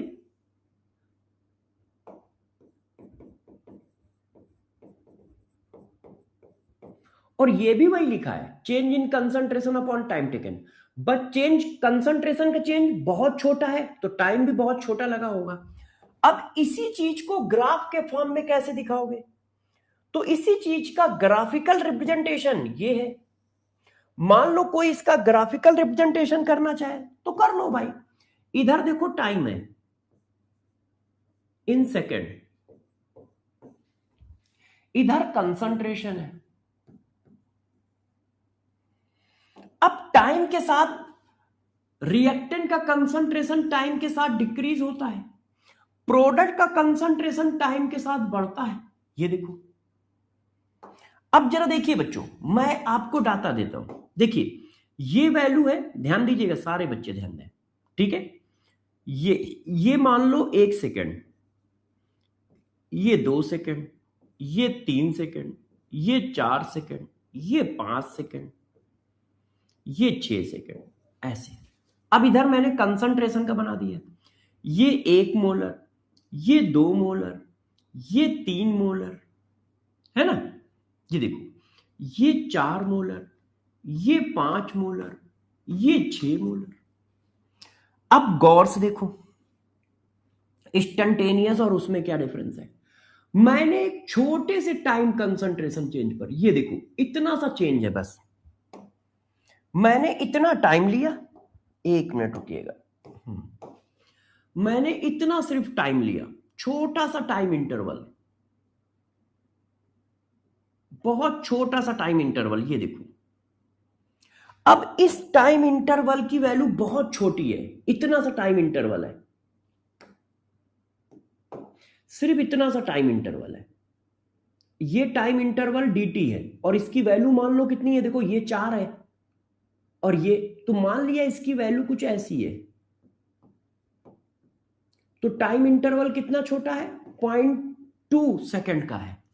टाइम इंटरवल कितना छोटा है? 0.2 सेकंड का है। और उसमें कंसंट्रेशन में चेंज कितना होगा? अब देखो कंसंट्रेशन में भी चेंज ना के बराबर है। ये देखो कितना चेंज हुआ है कंसंट्रेशन में, वाई एक्सेस पे कंसंट्रेशन है तो ना के बराबर चेंज हुआ है। ये देखो कंसंट्रेशन कितना चेंज हुआ, इतना चेंज हुआ, इतना, सिर्फ इतना, इतना। तो ये क्या है? यहां पर जो आपने निकाला वो इंस्टेंटेनियस रेट है, इंस्टेंटेनियस रेट है। क्यों? एक छोटे टाइम इंटरवल में छोटा कंसंट्रेशन का चेंज निकाला है। और ये क्या है भाई? ये एक पॉइंट हो गया, ये एक पॉइंट बन गया। और पॉइंट पे क्या डालता है? स्लोप। इसीलिए इसको स्लोप ऑफ कर्व कहते हैं कि यार एक काम करो dt अपॉन ds निकाल दो, इसीलिए इसको स्लोप ऑफ कर्व कहते हैं, टेंजेंट बोलते हैं कि इंस्टेंटेनियस रेट जो है वो टेंजेंट के बराबर है। बहुत छोटा इंटरवल ऑफ टाइम। अब टाइम इंटरवल आप बड़ा कर दो, तो टाइम इंटरवल जब बड़ा हो गया तो वो क्या बन गया? एवरेज। फॉर एग्जांपल देखो, अब टाइम इंटरवल में कितना बड़ा ले रहा हूं, देखिएगा सब लोग, ये 2 सेकेंड, ये देखो यहां से चल रहा है और मैंने ये वाला टाइम इंटरवल ले लिया, इतना बड़ा टाइम इंटरवल। अब देखो आपने कितना बड़ा टाइम इंटरवल लिया, इतना बड़ा कंसंट्रेशन का चेंज आया, इतना बड़ा चेंज आ रहा है यहां से लेके यहां तक। आपने टाइम इंटरवल कितना लिया है? 2 सेकंड से लेके 5 सेकंड के बीच में इतना बड़ा टाइम इंटरवल लिया है, ये देखिए। और इतना बड़ा कंसंट्रेशन का चेंज आ रहा है, ये देखो। अब कंसंट्रेशन कहां है? यहां है और ये वैल्यू यहां है, ये देखो कंसंट्रेशन का इतना बड़ा चेंज, टाइम इंटरवल का इतना बड़ा चेंज। तो अब ये क्या बोला जाएगा? एवरेज बोला जाएगा। अब ये क्या बोला जाएगा? एवरेज बोला जाएगा। तो दोनों में डिफरेंस समझ रहे हो, कुछ नहीं है। बहुत छोटे टाइम इंटरवल में तुमने रेट को मेजर कर दिया तो इंस्टेंटेनियस, और बड़े टाइम इंटरवल में रेट को मेजर किया तो एवरेज। तो एवरेज मतलब समझ गए। जैसे आपको बताता हूं, सिंपल सी बात है, 1 सेकंड में मैं कितने वर्ड निकाल रहा हूं, 1 सेकंड में मैं कितने वर्ड निकाल रहा हूं। तो आपने कहा 2 सेकंड में सर 10 वर्ड निकालते हैं, तो ये इंस्टेंटेनियस रेट हुआ, क्योंकि सिर्फ 2 सेकंड में मेजर किया है। अब पूरी 1.5 घंटे या 2 घंटे की क्लास में बताओ, पूरे 2 घंटे का डाटा लिया आपने। अब पूरे 2 घंटे में मैंने कितने सेकंड बोले, मैंने बोले 120 इंटू 60 सेकंड, और मैंने मान लो 2 लाख वर्ड बोले। तो अब 2 लाख डिवाइडेड बाई 120 इंटू 60 से डिवाइड किया, तो ये बहुत बड़े टाइम इंटरवल में आपने निकाला, तो ये एवरेज हो गया। और सिर्फ 2 सेकंड में निकाला कि सर 2 सेकंड में कितने वर्ड बोल रहे हैं, तो ये इंस्टेंटेनियस रेट हो गया। पहले सारे बच्चे बताओ, इंस्टेंटेनियस रेट एवरेज रेट की डिफिनीशन में डिफरेंस समझ पा रहे हो? यस या नो बताओ, यस या नो बताओ सब लोग। बेटा लैग तो नहीं हो रहा है, कुछ मस्त चल रहा है। यस सर समझ रहे हैं, वेरी गुड, कितने समझदार हो। फिर आगे बढ़ जाते हैं, फिर आगे बढ़ जाते हैं। आ जाओ आ जाओ आ जाओ आ जाओ आ जाओ आ जाओ आ जाओ। अब देखो यार, अब हम लोग डिस्कस करने जा रहे हैं क्या, देखिए अब आपको डिस्कस करने जा रहा हूं ये हेडिंग। देखो आप सबका मैं केमिकल काइनेटिक्स मस्त करा दूंगा, आप टेंशन ना लो। अब देखो, type of reaction in basis of step used in whole complete reaction. किसी रिएक्शन को कंप्लीट करने में कितने स्टेप यूज होते हैं, उसके बेसिस पे रिएक्शन के टाइप। जैसे अभी आपने क्या पढ़ा था, type of reaction in basis of rate. Rate के बेसिस पे हमने रिएक्शन को 3 टाइप में कन्वर्ट किया, fast reaction, very very slow reaction और मॉडरेट रिएक्शन। अब हम स्टेप के बेसिस में कंप्लीट कर रहे हैं कि कोई रिएक्शन कितने स्टेप में खत्म होती है, कोई रिएक्शन कितने स्टेप में खत्म होती है, इसके बेसिस पे हम रिएक्शन को डिवाइड कर रहे हैं। तो इसके बेसिस पे बच्चों रिएक्शन 2 तरह से डिवाइड होती है, 2 पार्ट में डिवाइड होती है। इसके बेसिस पे रिएक्शन 2 पार्ट में डिवाइड होती है। एक पार्ट को बोला जाता है एलिमेंट्री रिएक्शन और एक को बोला जाता है कॉम्प्लेक्स रिएक्शन। स्टेप के बेसिस पे रिएक्शन 2 पार्ट में डिवाइड होती है। एक को हम नाम देते हैं एलिमेंट्री रिएक्शन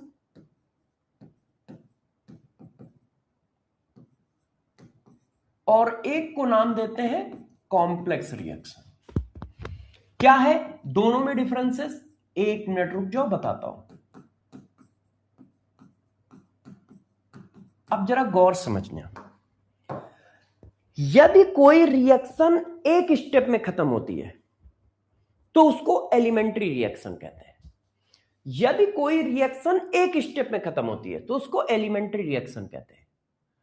रिएक्शन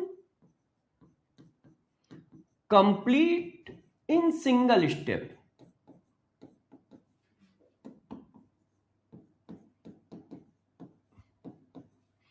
मतलब यदि कोई रिएक्शन एक स्टेप में खत्म होती है तो उसको एलिमेंट्री रिएक्शन कहते हैं। कॉम्प्लेक्स किसको कहते हैं, जो एक से ज्यादा स्टेप में खत्म हो। Reaction complete more than 1 step, more than 1 step. यदि कोई रिएक्शन एक स्टेप में खत्म हो रही है तो उसको एलिमेंट्री बोलेंगे, और एक से ज्यादा स्टेप में खत्म हो रही है, 2 3 4 6 10 20 100, तो उसको कॉम्प्लेक्स बोलेंगे। तो स्टेप के बेसिस पे रिएक्शन को दो पार्ट में डिवाइड किया गया है, एलिमेंट्री रिएक्शन और कॉम्प्लेक्स रिएक्शन। एलिमेंट्री किसको बोलते हैं? जो एक स्टेप में खत्म होती है, बस जो एक स्टेप में रिएक्शन खत्म हो जाती है उसको एलिमेंट्री रिएक्शन बोलते हैं, और जो एक से ज्यादा स्टेप में खत्म होती है उसको कॉम्प्लेक्स रिएक्शन बोलते हैं। तो बच्चों ने कहा सर क्या आपके पास कुछ एग्जाम्पल है? तो मैंने कहा यस, आपने ऑर्गेनिक में पढ़ा होगा SN1 रिएक्शन, आपने ऑर्गेनिक में पढ़ा, सॉरी एक मिनट, आपने ऑर्गेनिक में पढ़ा होगा SN2 रिएक्शन, आपने ऑर्गेनिक में पढ़ा होगा E2 रिएक्शन। ये सब एलिमेंट्री रिएक्शन है, ये एक स्टेप में खत्म होती है। आपने ऑर्गेनिक में पढ़ा होगा SN1 रिएक्शन, आपने ऑर्गेनिक में पढ़ा होगा E1 रिएक्शन। ये सब मल्टीपल स्टेप में खत्म होती है, इनको कॉम्प्लेक्स रिएक्शन कहते हैं। फॉर एग्जाम्पल, आपको पता है कि आपने ऑर्गेनिक में ये पढ़ा है, ये अल्काइल हाइड है, इस पर प्लस चार्ज, इस पर माइनस चार्ज, और ये हमारा न्यूक्लियोफाइल है, इस पर माइनस चार्ज। अब माइनस क्या करता है? प्लस पे अटैक, तो ये माइनस है, प्लस पे अटैक किया और ये बाहर चला गया, और ये देखो आ गया, ये SN2 रिएक्शन है और एक स्टेप में खत्म हो गई, बस यही इसकी मैकेनिज्म है, यही इसकी मैकेनिज्म है। ये SN2 रिएक्शन है, न्यूक्लियोफिलिक सब्स्टिट्यूशन रिएक्शन। ये देखिए, ये SN2 रिएक्शन है भाई। अल्काइल हाइड कैसा था? Plus minus. अब माइनस है तो कहां अटैक करेगा? प्लस पे अटैक करेगा, तो इसने बस कार्बन के साथ बॉन्ड बनाया, ये हटा दिया। अब ये एक स्टेप में हो रही है, देखो मैंने कोई दूसरा स्टेप नहीं लिखा। अब यही रिएक्शन ऐसे हो रही है, ये देखिए,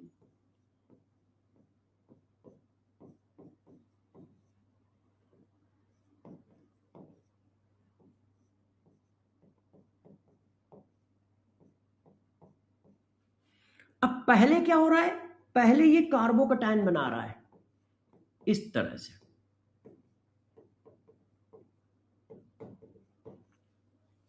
पहले क्या हुआ, ये वाला बॉन्ड ब्रेक हो गया और कार्बोकैटायन बना।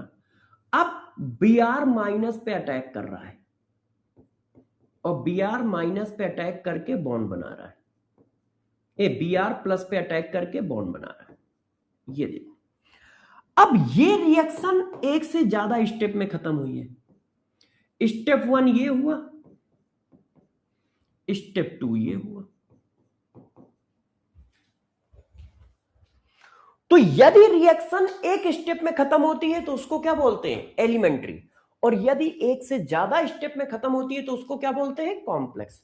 डिफिनीशन समझ गए? हमें सिर्फ डिफिनीशन से मतलब है। क्या सबको डिफिनीशन समझ में आई? यस या नो लिखो। एलिमेंट्री रिएक्शन किसको कहेंगे ये समझ में आया? SN1 SN2 नहीं समझनी है, वो कैसे हुई है ये भी नहीं समझनी है। मैंने सिर्फ इसलिए लिख दिया जैसे आपके दिमाग में रहे कि यार SN1 SN2 में कौन एलिमेंट्री है, कौन कॉम्प्लेक्स है। आपको सिर्फ इतना समझना है कि एलिमेंट्री का मतलब क्या है, कॉम्प्लेक्स का मतलब क्या है। तो एलिमेंट्री का मतलब क्या है? जो एक स्टेप में रिएक्शन खत्म हो वो एलिमेंट्री, जो एक से ज्यादा स्टेप में खत्म हो वो कॉम्प्लेक्स। कैसे बॉन्ड ब्रेक हो रहा है, कैसे प्रोडक्ट आ रहा है, इसमें क्यों ऐसा हुआ, इससे अपने को अभी फिलहाल कोई मतलब नहीं है। ऑर्गेनिक में मतलब होगा, ऑर्गेनिक में ये सब बताएंगे, अभी इससे कोई मतलब नहीं है। अभी सिर्फ इस बात से मतलब है कि एलिमेंट्री क्या होता है, कॉम्प्लेक्स क्या होता है। इतनी बात क्लियर है? E1CB एलिमेंट्री रिएक्शन है, E1CB वो कॉम्प्लेक्स रिएक्शन है, दो स्टेप की रिएक्शन होती है। E1CB कॉम्प्लेक्स रिएक्शन है, दो स्टेप की रिएक्शन होती है। अब जरा देखो बच्चों, नोट कर लिया है सब लोगों ने? अब बात करते हैं मॉलिक्यूलरिटी की।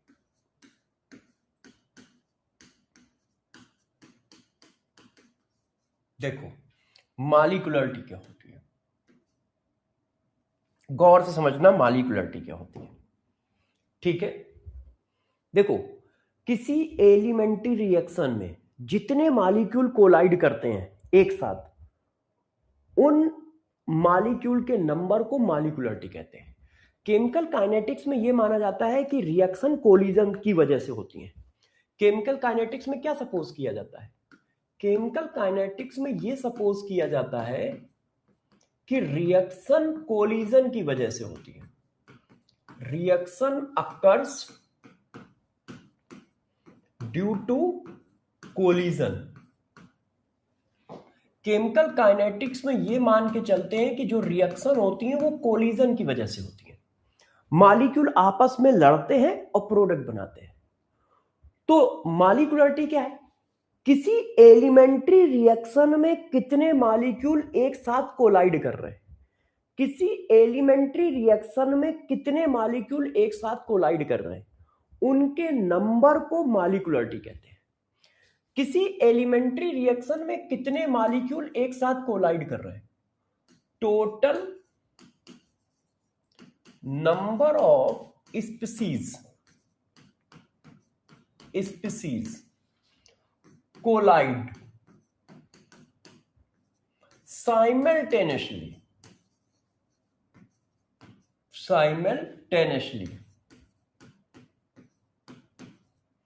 in a elementary reaction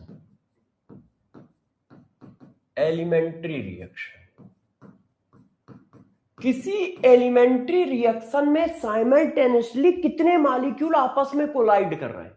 और एलिमेंट्री है, इसका मतलब क्या है? एक स्टेप की रिएक्शन है। आप समझ गए होंगे कि पहले ये पढ़ाया क्यों। एलिमेंट्री का मतलब एक स्टेप की रिएक्शन है। तो कितने मॉलिक्यूल आपस में कोलाइड कर रहे हैं, उनके नंबर को हम क्या कहते हैं? मॉलिक्यूलरिटी कहते हैं। जैसे ये देखो,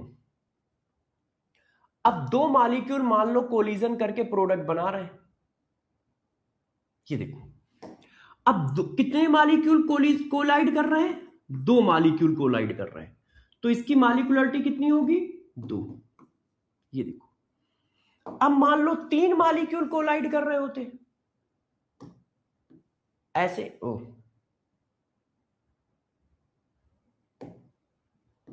ऐसे,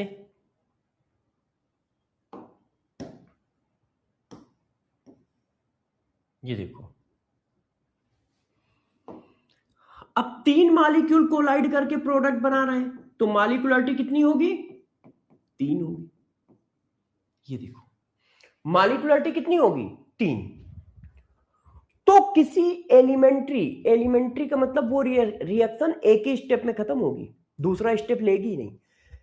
तो किसी एलिमेंट्री रिएक्शन में साइमल्टेनियस जितने मॉलिक्यूल आपस में कोलाइड करते हैं, उनके नंबर को मॉलिक्यूलरिटी कहते हैं। 2 कोलाइड कर रहे हैं तो मॉलिक्यूलरिटी 2, 3 कोलाइड कर रहे हैं तो मॉलिक्यूलरिटी 3।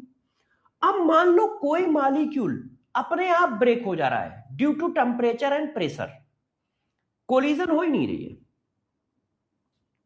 वो क्या है? ड्यू टू टेम्परेचर और प्रेशर, या due to situation, due to temperature और प्रेशर अपने आप कोलाइड हो जा रहा है, अपने आप ब्रेक हो जा रहा है, अपने आप ब्रेक हो जा रहा है और कुछ अलग बना रहा है। तो इसकी मॉलिक्यूलरिटी 1। अकेला है ना, यहां 2 है क्या? नहीं, कोई मॉलिक्यूल अकेला हीट करने से ब्रेक हो गया। 2 डिफरेंट टाइप के मॉलिक्यूल कोलिजन नहीं कर रहे हैं, 2 डिफरेंट टाइप के मॉलिक्यूल कोलिजन नहीं कर रहे। इसमें ये डिफरेंट टाइप के मॉलिक्यूल है, ये एक डिफरेंट टाइप का, ये एक डिफरेंट टाइप का है।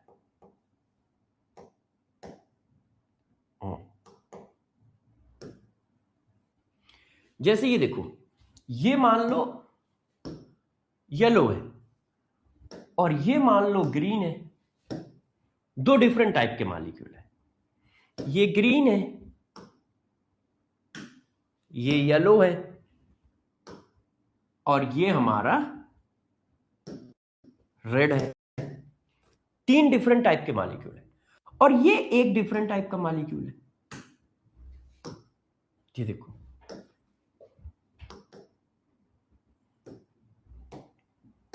ये देखिए, तो 2 डिफरेंट टाइप के, दो डिफरेंट टाइप के मॉलिक्यूल कोलाइड कर रहे हैं इसलिए मॉलिक्यूलरिटी 2।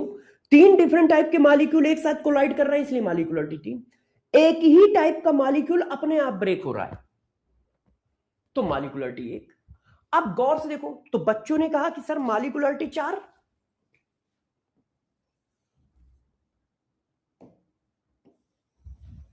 अब गौर से सुनो,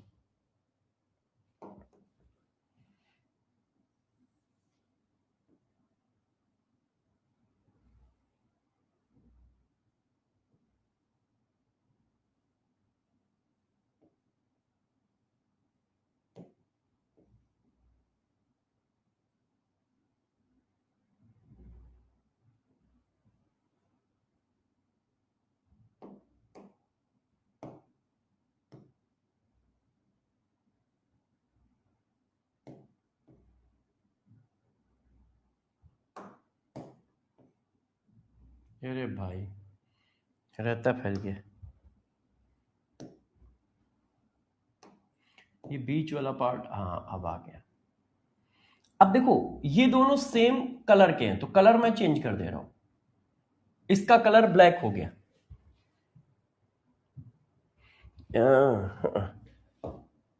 इसका कलर आ क्यों नहीं रहा है। चलो मैं दूसरा करता हूं, यहां से करता हूं।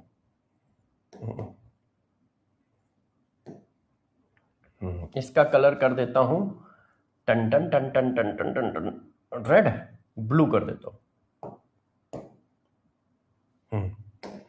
अब देखो, अब चार डिफरेंट टाइप के मॉलिक्यूल कोलिजन कर रहे हैं तो चार डिफरेंट टाइप के मॉलिक्यूल कोलिजन तो कर सकते हैं मगर नो प्रोडक्ट फॉर्म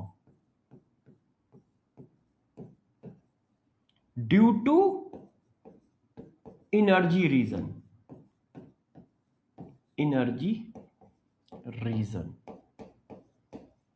देखो तीन आपस में कोलाइड कर सकते हैं, दो कोलाइड कर सकते हैं तो चार भी कर सकते हैं, पांच भी कर सकते हैं, छह भी कर सकते हैं साइमल्टेनियस। मगर चार से ज्यादा मॉलिक्यूल जब आपस में कोलाइड करते हैं तो प्रोडक्ट नहीं बनता है ड्यू टू एनर्जी रीजन। मतलब जब कोलाइड करेंगे तो कुछ बॉन्ड ब्रेक होंगे, कुछ बॉन्ड फॉर्म होंगे, तो इतनी एनर्जी नहीं मिल पाती है, इतना ज्यादा इफेक्टिव कोलिजन ये नहीं होता है कि बॉन्ड को ब्रेक कर सके और नए बॉन्ड फॉर्म कर सके। इसलिए मॉलिक्यूलरिटी की वैल्यू सिर्फ 1, 2 और 3 होती है बस। मॉलिक्यूलरिटी की सिर्फ 3 वैल्यू होती है, 1, 2 और 3। इसका मतलब मैक्सिमम मॉलिक्यूलरिटी कितनी होती है, मैक्सिमम मॉलिक्यूलरिटी 3 होती है, 3 से ज्यादा होती ही नहीं है।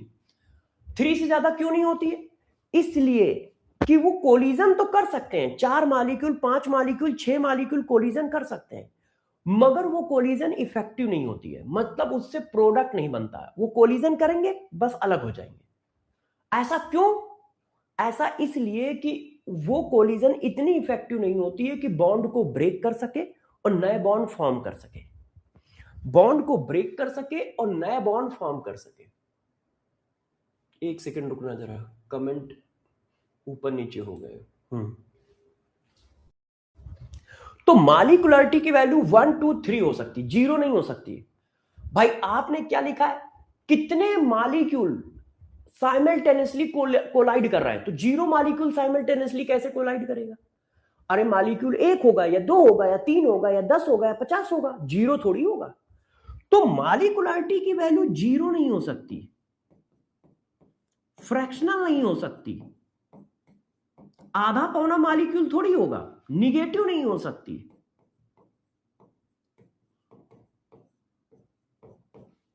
तो मॉलिक्यूलरिटी की वैल्यू ना 0 होगी, ना फ्रैक्शनल होगी, ना निगेटिव। क्यों, 0 मॉलिक्यूल कैसे कोलाइड करेगा।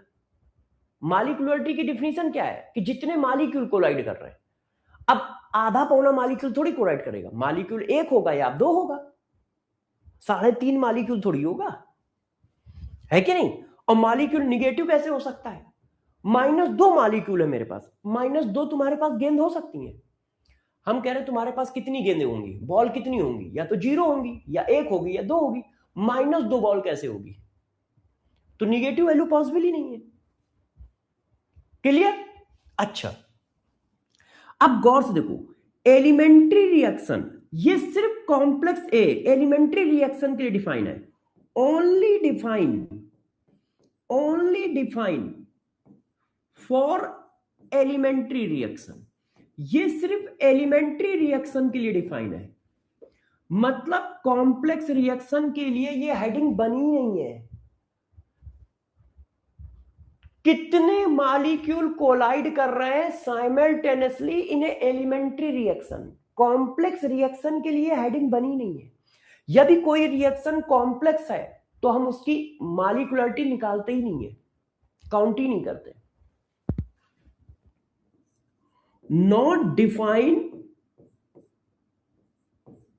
Define for complex reaction, complex reaction के लिए ये हेडिंग नहीं है, ये सिर्फ एलिमेंट्री रिएक्शन के लिए। अच्छा, इसको बोलते हैं, ये एक थ्योरेटिकल क्वांटिटी है। ये कैसी है?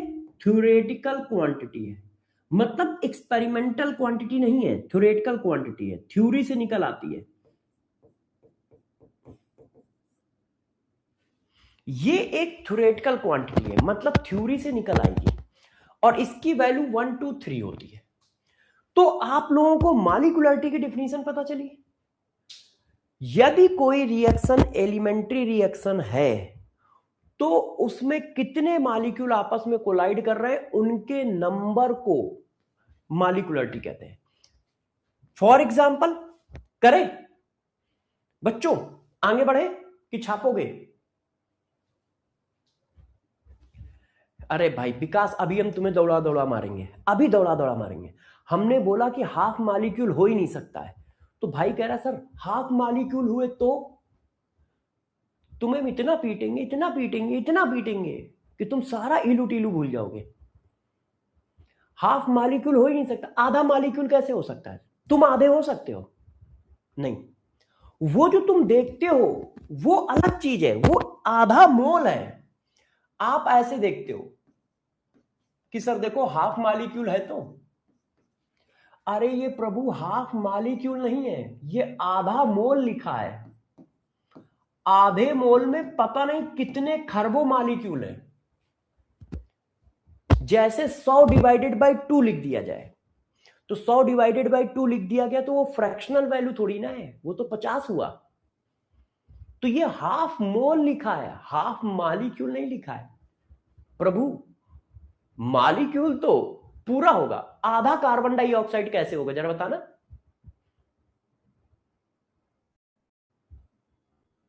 है ना?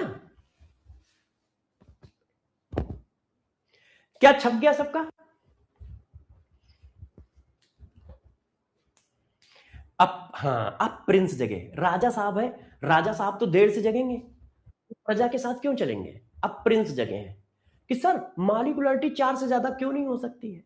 अब राजा साहब जगे, अरे राजा साहब अभी चिल्ला चिल्ला के बताया है कि मॉलिक्यूलरिटी 4 से ज्यादा क्यों नहीं हो सकती, अभी बताया है कि 4 से ज्यादा मॉलिक्यूल आपस में कोलाइड कर सकते हैं, मगर उतनी एनर्जी जनरेट नहीं करते हैं जिससे उनके बीच के बॉन्ड ब्रेक हो सके और नए बॉन्ड बन सके, due to energy reason. Energy reason का मतलब क्या है? उतनी एनर्जी जनरेट नहीं कर पाते हैं कि कोलिजन हो तो इनके आपस के बॉन्ड ब्रेक हो जाए, और बॉन्ड ब्रेक होकर नए बॉन्ड फॉर्म हो। जब नए बॉन्ड फॉर्म होंगे तभी तो प्रोडक्ट बनेगा।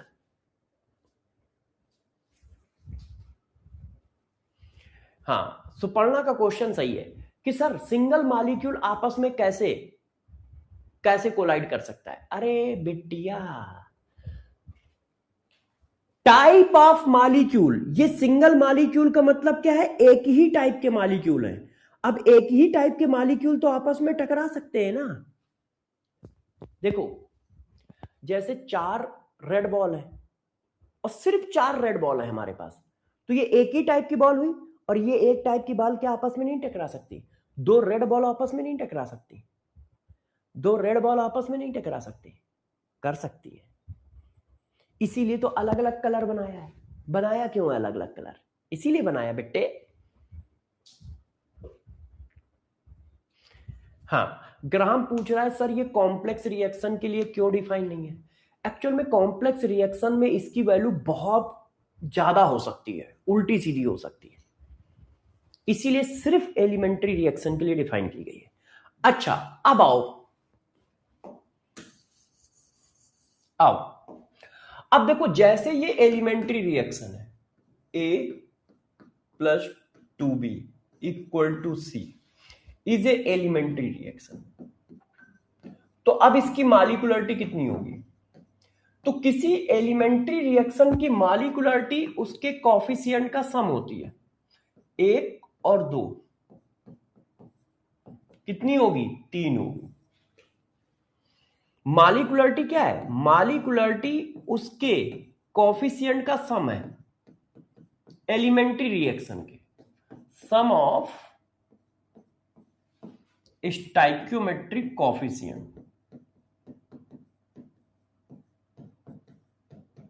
coefficient of elementary reaction elementary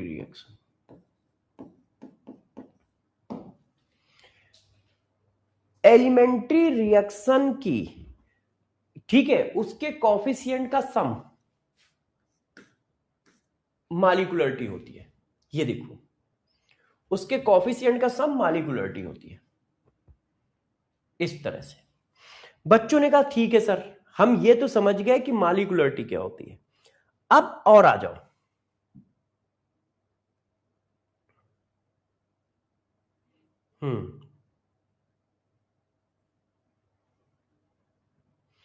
अब देखो बच्चों, अब आपको बताने जा रहा हूं,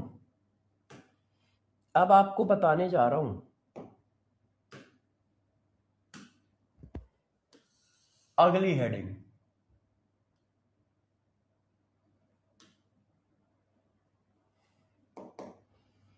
order of reaction, order of reaction. अब देखो यार, ये ऑर्डर ऑफ रिएक्शन क्या होता है, इसको समझाता हूं। ऑर्डर ऑफ रिएक्शन क्या होता है, इसको समझाता हूं, ठीक है? जरा सारे बच्चे ध्यान दें। देखो, जब कोई रिएक्शन होती है तो होती कैसे है? आप कह रहे हो कि रिएक्शन कोलिजन की वजह से होती है, हाँ, तो बताओ सबसे ज्यादा कोलिजन कब होंगे? यदि रिएक्शन कोलिजन की वजह से हो रही है तो सबसे ज्यादा कोलिजन कब होंगे बताओ? जब सबसे ज्यादा मॉलिक्यूल हो तब सबसे ज्यादा कोलिजन होगी, बताओ। यदि कंटेनर में 1 करोड़ मॉलिक्यूल है तब कोलिजन ज्यादा होंगी, जब कंटेनर में 1 लाख मॉलिक्यूल है तब कोलिजन ज्यादा होंगी, जब कंटेनर में 1 करोड़ होंगे। अच्छा, 1 करोड़ कब होंगे? सबसे ज्यादा मॉलिक्यूल कब होंगे? जब शुरुआत होगी, t=0 पे सबसे ज्यादा मॉलिक्यूल होंगे, होंगे कि नहीं होंगे? बताओ, t=0 पे सबसे ज्यादा मॉलिक्यूल होंगे। भाई, सबसे ज्यादा रिएक्टेंट कब होता है? सबसे ज्यादा रिएक्टेंट तब होता है जब t=0 हो। t=0 पे सबसे ज्यादा रिएक्टेंट होते हैं कि नहीं होते? हाँ। तो इसका मतलब सबसे ज्यादा रेट कब होगा? तो सबसे ज्यादा रेट कब होगा? रेट ऑफ रिएक्शन सबसे ज्यादा कब होगा? रेट ऑफ रिएक्शन सबसे ज्यादा तब होगा जब इनिशियल स्टेट हो, मतलब कंसंट्रेशन ऑफ रिएक्टेंट के डायरेक्टली प्रोपोर्शनल। जितना ज्यादा कंसंट्रेशन उतना ज्यादा rate, concentration of reactant after T second, after T second. क्यों? t=0 पे तो कोई रेट बनेगा ही नहीं, t=0 पे तो कोई रेट बनेगा ही नहीं भाई। जब तक टाइम बीतेगा नहीं तब तक रेट आएगा कैसे? कुछ तो टाइम बीतना चाहिए, तो नैनो पीको सेकंड तो बीतेगा ना। तो जो रेट ऑफ रिएक्शन है वो कंसंट्रेशन ऑफ रिएक्टेंट के डायरेक्टली प्रोपोर्शनल होता है, ऐसे। ये देखो, इस तरह से। फॉर एग्जांपल, जैसे ये देखो, इधर देखो, जैसे ये एक रिएक्शन है, ऐसे, ठीक है? ये देखिए,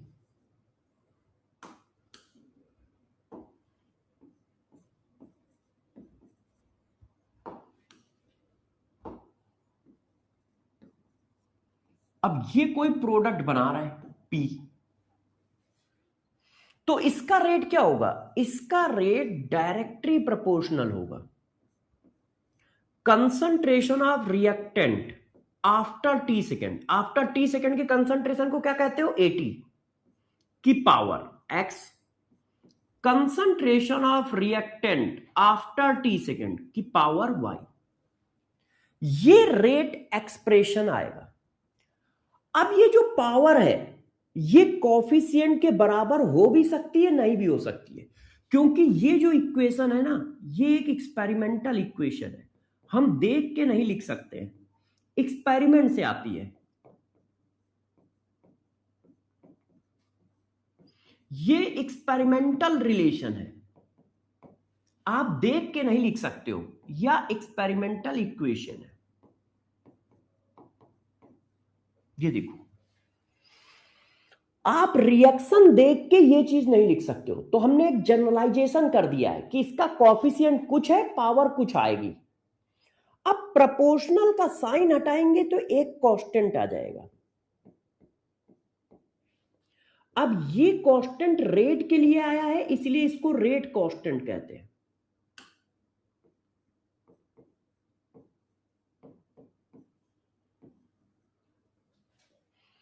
के क्या है?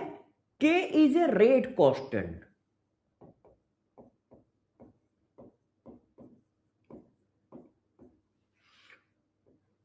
ओनली डिपेंड अपॉन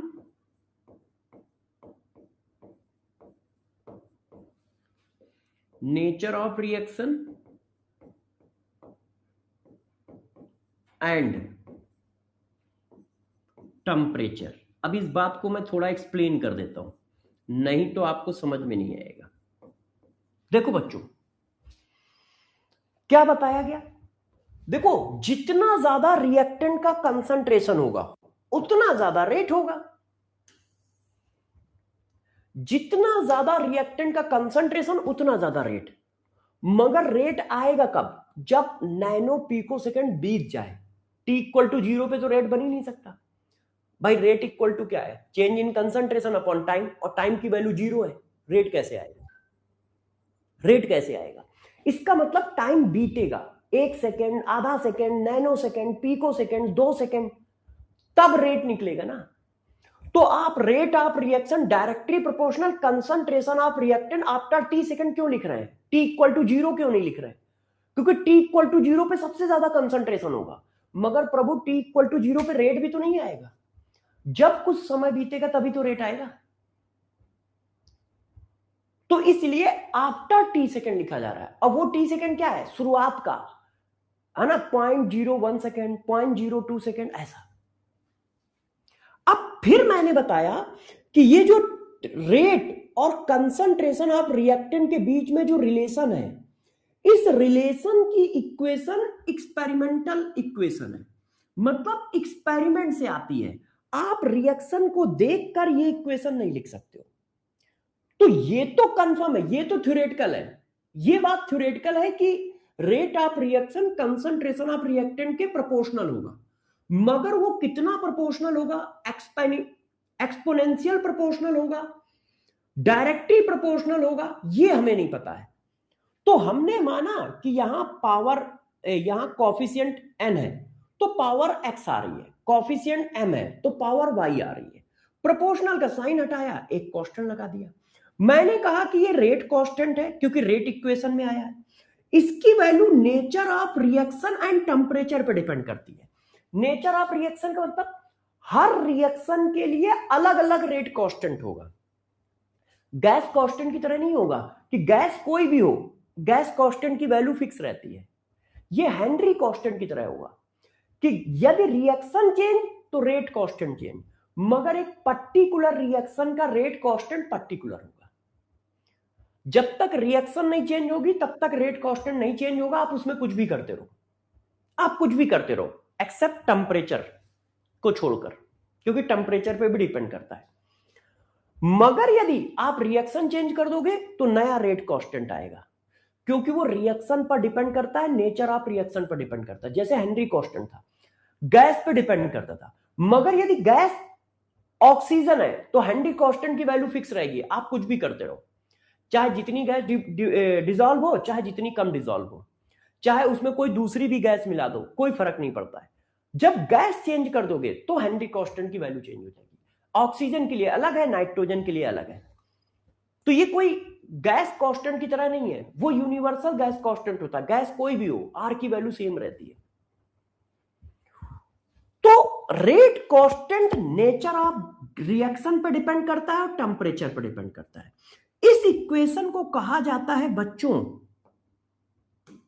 इस इक्वेशन को कहा जाता है rate law expression, rate law expression, expression equation, equation. और यहां पर x की वैल्यू n के बराबर हो भी सकती है और n के बराबर नहीं भी हो सकती है, कोई फिक्स नहीं है। ये जो x है ये इस n के बराबर हो भी सकता है और नहीं भी हो सकता है। मतलब क्यों? क्योंकि एक्सपेरिमेंट पे डिपेंड करता है। तो एक्सपेरिमेंट पे डिपेंड करता है तो ये तो एक्सपेरिमेंट बताएगा। और कभी कभी बराबर निकल आता है, कभी कभी बराबर नहीं निकलता है, कभी कभी बराबर निकल आता है, कभी कभी बराबर नहीं निकलता है। एक्स और वाई कंसंट्रेशन की पावर को रिप्रेजेंट कर रहा है। ये देखो, अब ऑर्डर ऑफ रिएक्शन क्या होता है उसकी डिफिनीशन लिखते हैं। तो देखो ऑर्डर ऑफ रिएक्शन की डिफिनीशन क्या है। ऑर्डर ऑफ रिएक्शन की डिफिनीशन क्या है? Sum of power of concentration of reactant in rate law expression equation of reaction। Rate law expression reaction में कंसंट्रेशन की पावर का सम ऑर्डर ऑफ रिएक्शन है। रेट लॉ एक्सप्रेशन इक्वेशन में, rate law expression equation में concentration of reactant की power का sum order of reaction है। तो इसके हिसाब से ऑर्डर ऑफ रिएक्शन क्या हुआ? तो ऑर्डर ऑफ रिएक्शन हुआ जाके x प्लस वाई। क्यों? क्योंकि पावर क्या लगी है? पावर क्या लगी है? x और y। तो रेट ऑर्डर ऑफ रिएक्शन क्या होता है? ऑर्डर ऑफ रिएक्शन जो होता है रेट लॉ एक्सप्रेशन में रिएक्टेंट के कंसंट्रेशन की पावर का सम ऑर्डर ऑफ रिएक्शन होता है।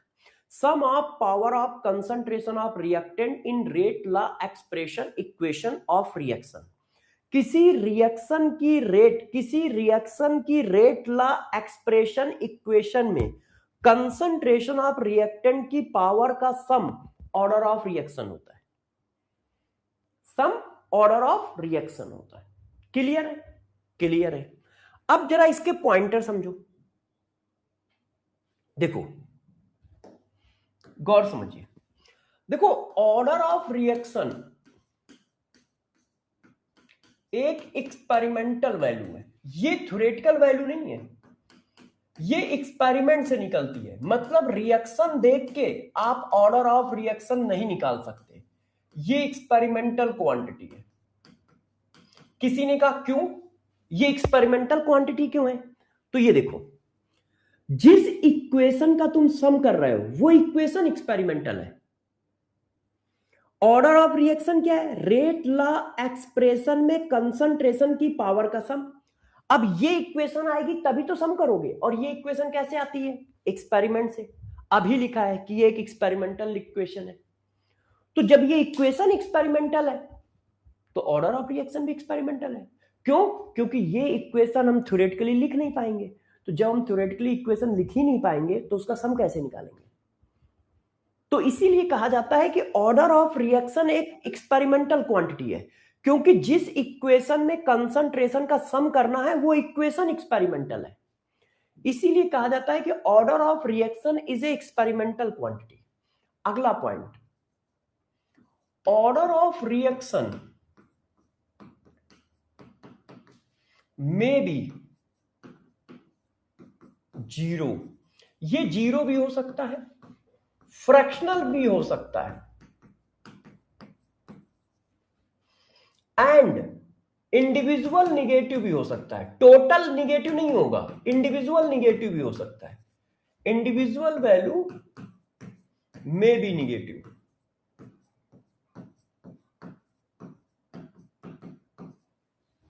मतलब जैसे देखो, हो सकता है x की वैल्यू निगेटिव आए मगर टोटल वैल्यू पॉजिटिव आएगी।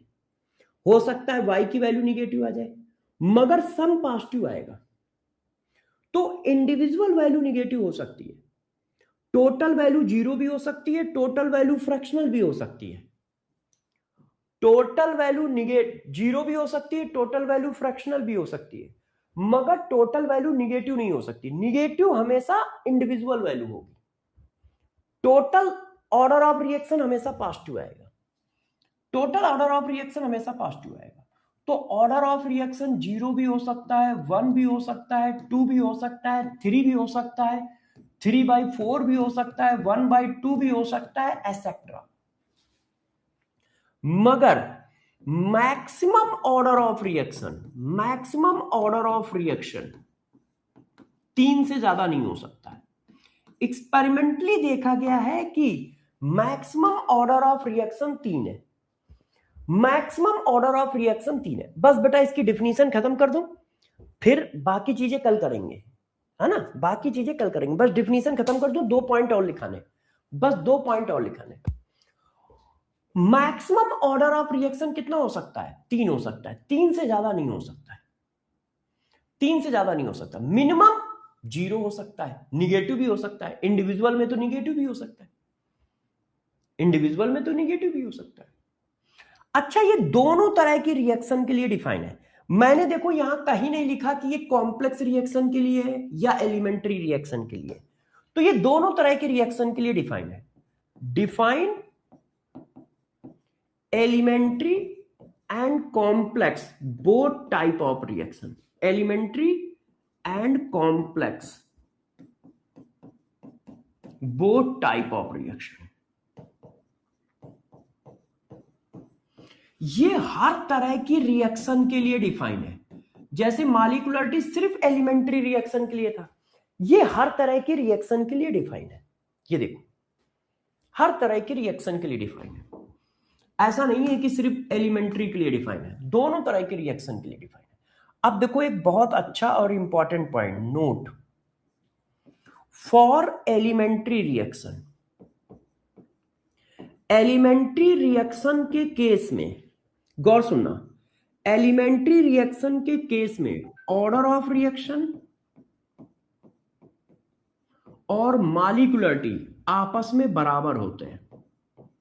एलिमेंट्री रिएक्शन के केस में ऑर्डर ऑफ रिएक्शन और मॉलिक्यूलरिटी आपस में बराबर होते हैं, और एलिमेंट्री रिएक्शन के केस में order of reaction theoretical value होता है, order of reaction theoretical value होता है।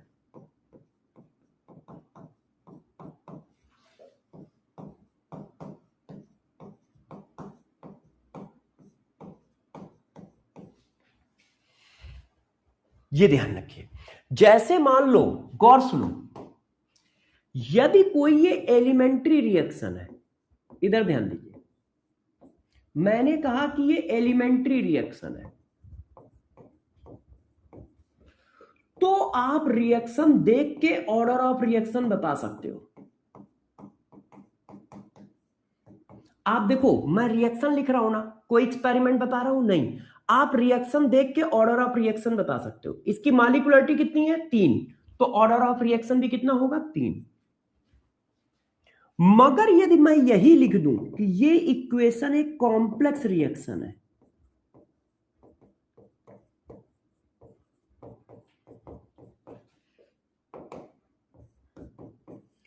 तो ऑर्डर ऑफ रिएक्शन हम नहीं बता पाएंगे।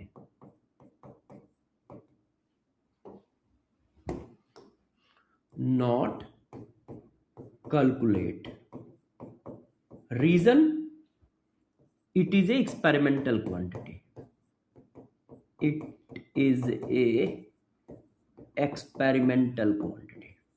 क्योंकि ये एक्सपेरिमेंटल क्वांटिटी है, रिएक्शन देख के थोड़ी बता देंगे, आप कोई डाटा दोगे तब बता पाएंगे, रिएक्शन देख के नहीं बता पाएंगे कि इसका ऑर्डर कितना आएगा। आप कोई डाटा प्रोवाइड करोगे तब बता पाएंगे, विदाउट डाटा नहीं बता पाएंगे। और जबकि यहां देखो मैंने बिना डाटा के बता दिया, क्यों? क्योंकि एलिमेंट्री रिएक्शन का ऑर्डर मॉलिक्यूलरिटी के बराबर होता है, और मॉलिक्यूलरिटी क्या है? थ्योरेटिकल क्वांटिटी है, और वो कितनी होती है किसी भी एलिमेंट्री रिएक्शन में? कॉफिशिएंट का सम। तो भाई कॉफिशिएंट का सम कितना है? 3, तो मॉलिक्यूलरिटी 3 है, तो ऑर्डर ऑफ रिएक्शन भी 3 है। तो एलिमेंट्री रिएक्शन का ऑर्डर हम रिएक्शन देख के बता सकते हैं, मगर किसी कॉम्प्लेक्स रिएक्शन का ऑर्डर रिएक्शन देख के नहीं बता सकते, क्योंकि वो एक्सपेरिमेंटल क्वांटिटी है।